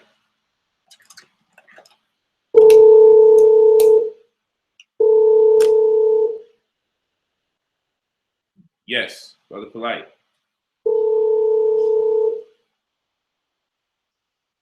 Yes, Brother Polite. What's your name? Where you from? Brother Polite, Florida, I'm from Atlanta. I got a quick question for you. Atlanta. If I can. Okay, Atlanta, Georgia. What's going on? Atlanta, Georgia, yeah, right over here by Buckhead. But my question, can I use the UCC to build credit or establish some type of credit? Like if I use the form, can I get that to report to the bureau somehow? Hold on real quick.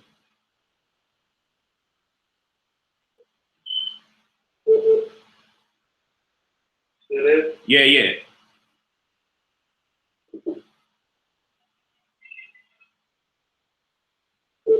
Pardon me, real quick, brother.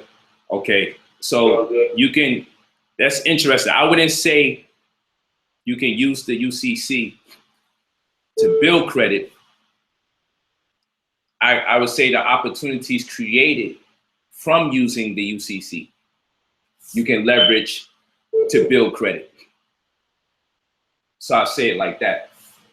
The strategies employed where UCC is involved is a catalyst for building credit, but not the UCC in itself. Right. Is that something that you can go over briefly discuss what type of steps I would take to do so? Okay, I don't know what time you may have came on the stream, but it's definitely going to be replayed today, and you're going to see clearly where I talk about how credit can be built, because I went through about a good 40 minutes or less about credit and its association to UCC, where the property is rendered a certain status. So you'll definitely see it. When you hear it, you see it, you'll be like, that's exactly my question. Because I spent probably a half hour or so in that realm of conversation. And it's very, very specific. It's not vague. You'll actually say, there goes my answer. All right, definitely need to pay that attention. My second question I was going to see, I heard you say before that houses are the new credit card. Yes. Is that something I need to bring for the next class? On the third session, we'll get into houses being the credit cards. But I would tell you the book that you definitely need to get if you don't got it is Pennies Off for Millionaires and Houses on the New Credit Cards. And what we're talking about is getting a home equity line of credit where they give you a card that corresponds with the amount of equity you can get out of the property. And that's a home equity line of credit. It's a revolving line of credit, and the APR is a lot lower than that of credit cards. And so we'll go into that on the third session, 2 Sundays from now. And then what's being said, because I'm getting the poll from the people, is that we need some credit sessions, some credit building and everything. So we'll go into that because there's a lot to credit that a lot of people really don't realize. Because, you know, if it's common knowledge, then people will have great credit and then we wouldn't make weird decisions. And if we didn't make weird decisions, our credit would have already been good in the first place. So it's kind of oxymoronish, but that's what it is. Let me get to the next callers, do my best to connect with the good brothers and sisters that's out there. Thank you, Atlanta, Georgia, showing the love. We had Detroit, we had New Jersey, Jersey again, Brooklyn. Appreciate the love, brother. All right, peace. Peace. Peace is Brother Polite. What's your name? Where you from? Peace and blessings. My name is Taylor from Dallas. Peace, sister. If your phone is on speaker, see if you can take it off. Okay, my name is Sister Taylor. I'm calling from Dallas. Yes. How you doing, Sister Taylor? I'm well, brother. I'm well. That's good to hear. I just wanted to know, do I have to already have a trust set up before I can actually transfer ownership of debt? And by transferring ownership of debt, that means that, for instance, I have a condo or some type of obligation in my strawberry, and I want to use my UCC form and my security agreement. Can I do that before I have to, like, can I transfer my condo? What you're talking about is borrowing against an agreement. And in order for you to borrow against an agreement, the presumption would be that you were actually the lender. So if you were the debtor in that particular circumstance, there would already be a security agreement against you for that matter, in which case you would have to devise a different type of strategy. If you are the lender, then there are ways where you could borrow against the security agreement. Because, you know, in that respect, it would be like owning a property where you're holding in due course and they solicit the sale of the mortgage notes. So, you know, there's ways, there's approaches towards it. Like with a trust, you can build the equity up to the trust or property funded to the point you can leverage the equity of the trust against a debt that you may have as well. So there's strategies around that. But the UCC in itself, you wouldn't be able to use the UCC to circumvent a debt obligation that you already in. That you would need a different auspice outside of UCC to do that. Okay. Well, it was that happened to me, but I'm just going to go to the video and play it back, but I really appreciate it. You're definitely connecting a lot of dots for me because I've been gathering facts and bits and pieces of information from somewhere everywhere. So, thank you, brother, and everything that you're doing. Thank you so much, sister. And where you say you was from again? Well, I'm actually from Detroit. We're residing in Dallas right now. Okay. Black Hill, Texas, too. No doubt, no doubt. No doubt. Dallas and Texas. Let's get it in.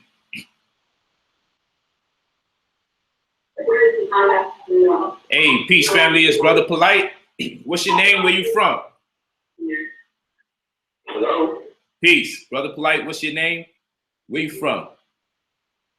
You calling me? Yes, sir. You're on live. Oh, no. What's going on, man? What's going on, King? You're on live. Where you from? Huh? Yeah, where you from? What's going on? My name is Ryan. I'm calling from Miami, Florida. What's good? Miami, Florida in the building. Yes, some warm weather. What's going on? Of course, of course. I want to say big up to you. I've been watching you for years, since probably 2009, and I saw your growth, man, and it's just an honor to talk to you. Man, I appreciate that. I feel the love, brother. I'm sorry? I said I feel the love. Thank you for that, brother. questions. With the health class, that's the last class you're going to be having. Will you be talking about any herbs specifically for the eyes, and will you also talk about any eye exercises that one can do as far as being nearsighted or anything like that? I can do that. I can create an additional course and consolidate them so they're cheaper, and we can do some serology. Feel me? We can go into the mechanics of the eyes and how the eyes tell us where the pain and the affliction is. I'm sorry, but like you're a little far from the phone. I can barely hear you. Okay, I said we can do some serology, right? We can deal with the study of the whites and the darks of the eyes. And the dark parts is where the disease already exists. You can see it, and the white parts is where the disease is precipitating. So what I was saying is that we could perhaps add an additional class and turn the health into a course and consolidate the course like how we did here and make it cheaper for people to get more. So we could do that. So we could definitely deal with the eyes on extended, more than just saying kale is high, you know, and vitamin K, which is also good for the eyes. We can go super hard and really decode the eyes for the purposes of healing ourselves and the rest of our family. So we can do that. I'll do that. That's your suggestion, and I'm gonna go for it. We just got to create a schedule around it. No doubt, brother. Let's get it. Appreciate that. Do you know how long? One last question. Do you know how long it takes for you to upload the class so you know I can watch it again? Well, I'll tell you this. It's 4 o'clock my time. I'm gonna strive to get off this line soon, hopefully in 5-10 minutes. And I believe it'll take. It might take 4 hours. So I would say, or earlier, 9 hours. It depends on how creative I want to be. But I want to make sure that the people that purchased today that may have missed some of it or most of it, and then the people who just simply want to review it, that they can still do it within this time frame. So for that reason, I'll probably take 1 or 2 more calls, and then I got to go straight to editing, no breaking, so I can export it, upload it, and then you can put in a passcode. What's going to happen is you're going to put in a passcode on I Am Brother Polite. You'll be emailed it from the same email that's been giving you regular communication throughout this day. You're going to get a passcode. So when you go to the website and you click the link that says UCC class, when you click it, it's going to ask for the code. You're going to put in the code, and you're going to have access to the video. And you'll probably have it for about 24 hours or so. Okay. The only reason why I asked that is because I gotta like go to sleep so I can get up early and go to work tomorrow. And I missed the first 45 minutes of the class, and I already paid for all 4 of them. And I wanted to know. No problem, brother. Watch it because I gotta go to sleep and get up tomorrow. Will it still be available for me to watch after I get off work?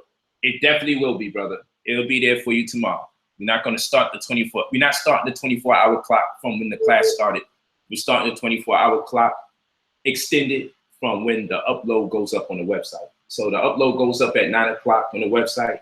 The next 9 o'clock extended, it'll still be up. We're not going to do exactly 24 hours. You feel me? We're going to leave it up there for the people to access it, that purchase. So you can rest assured, brother. You good. All right, man. I appreciate it. All right, man. Just peace. I appreciate everything you do. Blessings to you and your family, man. Just keep doing your thing, man. And big up all Lawan, because that's my caseworker. That's what's up. Nice to give him a shout out. That's great, man. Yes, sir. Peace, King. Glad you knew comment. Iluvu. Yes, sir. Peace, family. What's your name? Where you from? Yeah, well, it's like, you hear me? Yes, sir. What's your name? Where you from? Look like Vegas. My name's Hassan. I'm calling from Vegas. There you go. Yeah. First, thank you for the way you broke it down. You really made it a lot clearer for me to understand. Like, I never thought of the information I'm getting. I have a good question. The way I understood it, let's say I wanted to purchase property because you said purchase it, you get it for cheaper because you don't tax it. Yeah, it's the manner in which that property is held. Yeah. So in that case, would I be purchasing through the LLC and then the property is held in the trust and then Yeah. so the beneficiary of the trust, would they be able to tell it what the difference in structure? How would that work? Well, it's a matter of either acquisition or resale. So in this particular case, it matters who you're purchasing from. If you're purchasing from the bank, if you're purchasing from, one acting outside of the bank, that's where we start dealing with the real estate nuances. No matter what, and in which case we'll know who needs to purchase the trust immediately for us to spend less or have less implication. So in other words, purchasing a property through LLC contrasts from purchasing a property from a Type B gift company. Contrasts from the tax relevancy of purchasing property from the for-profit. Hello? Okay. So it's a matter of where you at, where you located by state, sometimes that plays a role in what kind of company, what kind of instrument, what kind of person are you using in the acquisition of the property, and what relationship that legal entity has with another or just you exclusively. And then we put those permutations together and we hone in on which one is most valuable for you.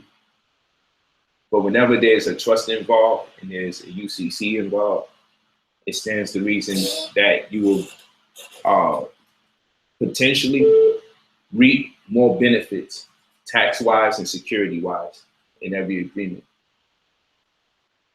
Okay.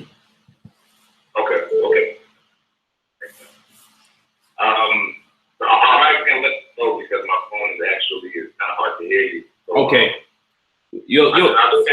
I look forward to the next class though. No doubt, brother. And you'll see it on replay. I have the Q&A on replay so you can catch it. All right. Peace, brother.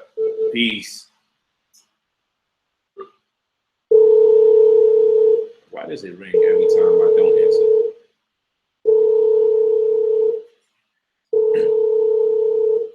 Okay, let's get this last call. I believe maybe let's do that. Peace. What's your name? Where you from? It's Brother Polite. Peace. What's your name? Where you from? Hey, Polite. Sound forward from. I do this over and over. I gotta get used to the system. What's your name? Where you from? Peace. It's Brother Polite. Hey, Polite. Nice to hear your voice, man. The 10 from just in downtown. Where you say you in Houston? Yeah, I'm from a Maryland number, cell phone, but I'm located in Houston, Texas. That's what's up, man. Texas been calling. That's what's up. Yeah, I do have a quick question. It makes sense for me to have the third session. Everything will come into circle. Yes. So I guess my question to this kind of like early, but I was just more confused when you keep bringing up the term, the statement that instead of you have two corporations. Like I just registered for a corporation, Yes. which was just awarded to me a week ago. Yeah. Because I'm trying to buy a stock. Yes.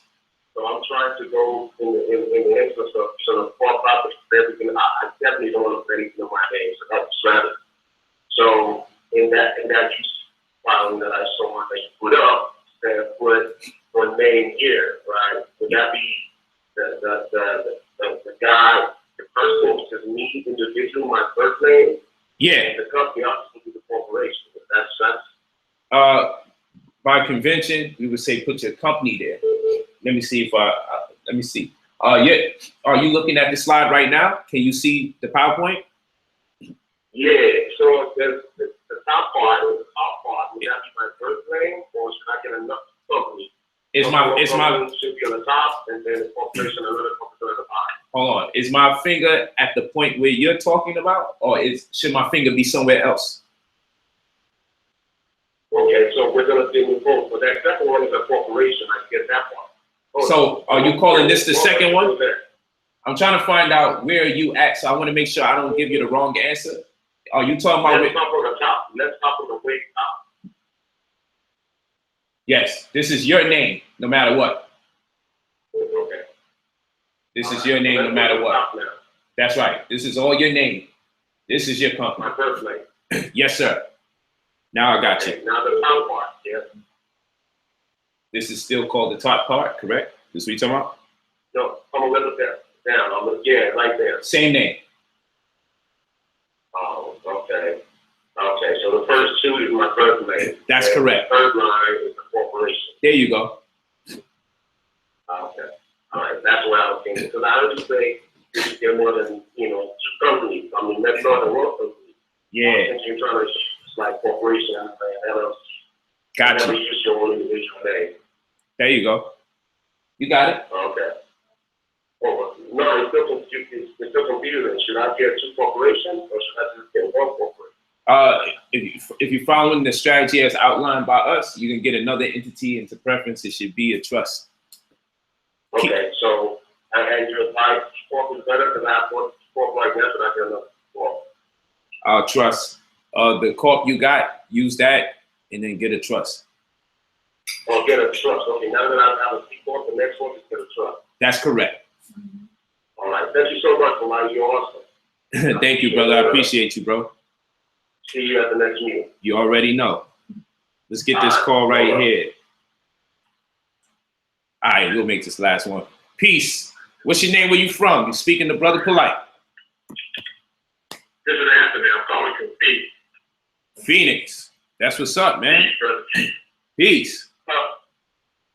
My question is, when so if you get a trust, if you buy property, you're like the credit or your down payment, what's that based off of? Say that again.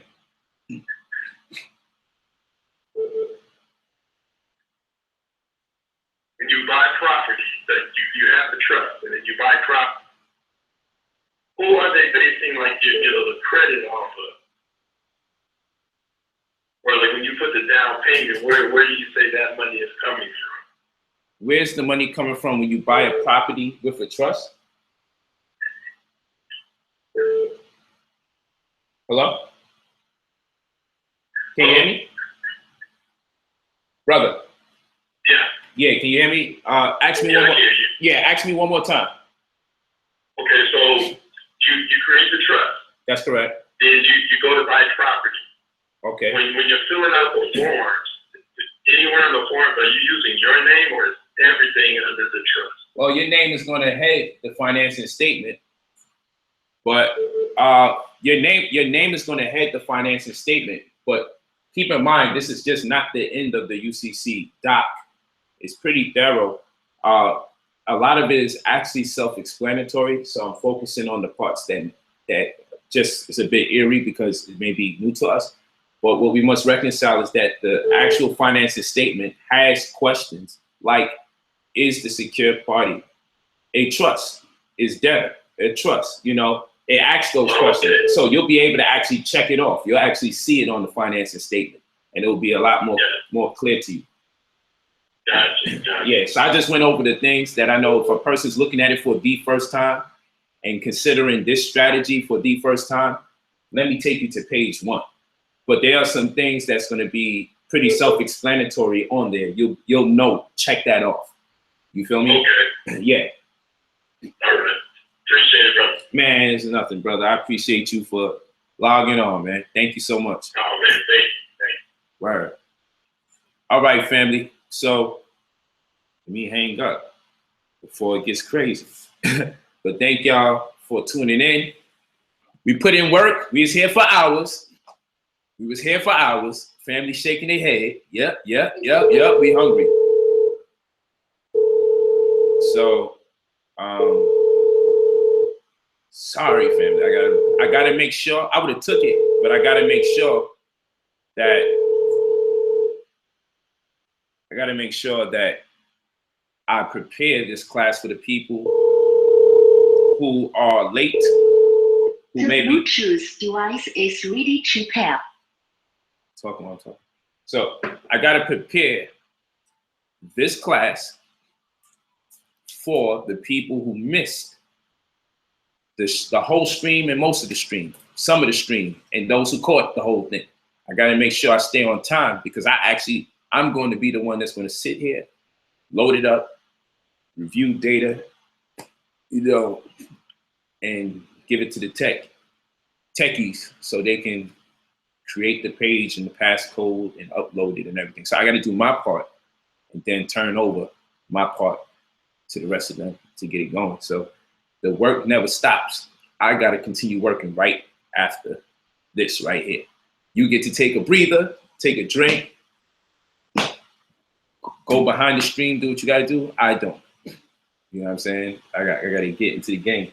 So what you can do, you can rewind this right now while it's on YouTube and do what you got to do. But ultimately, I just have to say thank you all for such an amazing opportunity, for allowing me the opportunity to communicate with y'all at this level. It really gives my life a great deal of purpose. We had an amazing stream.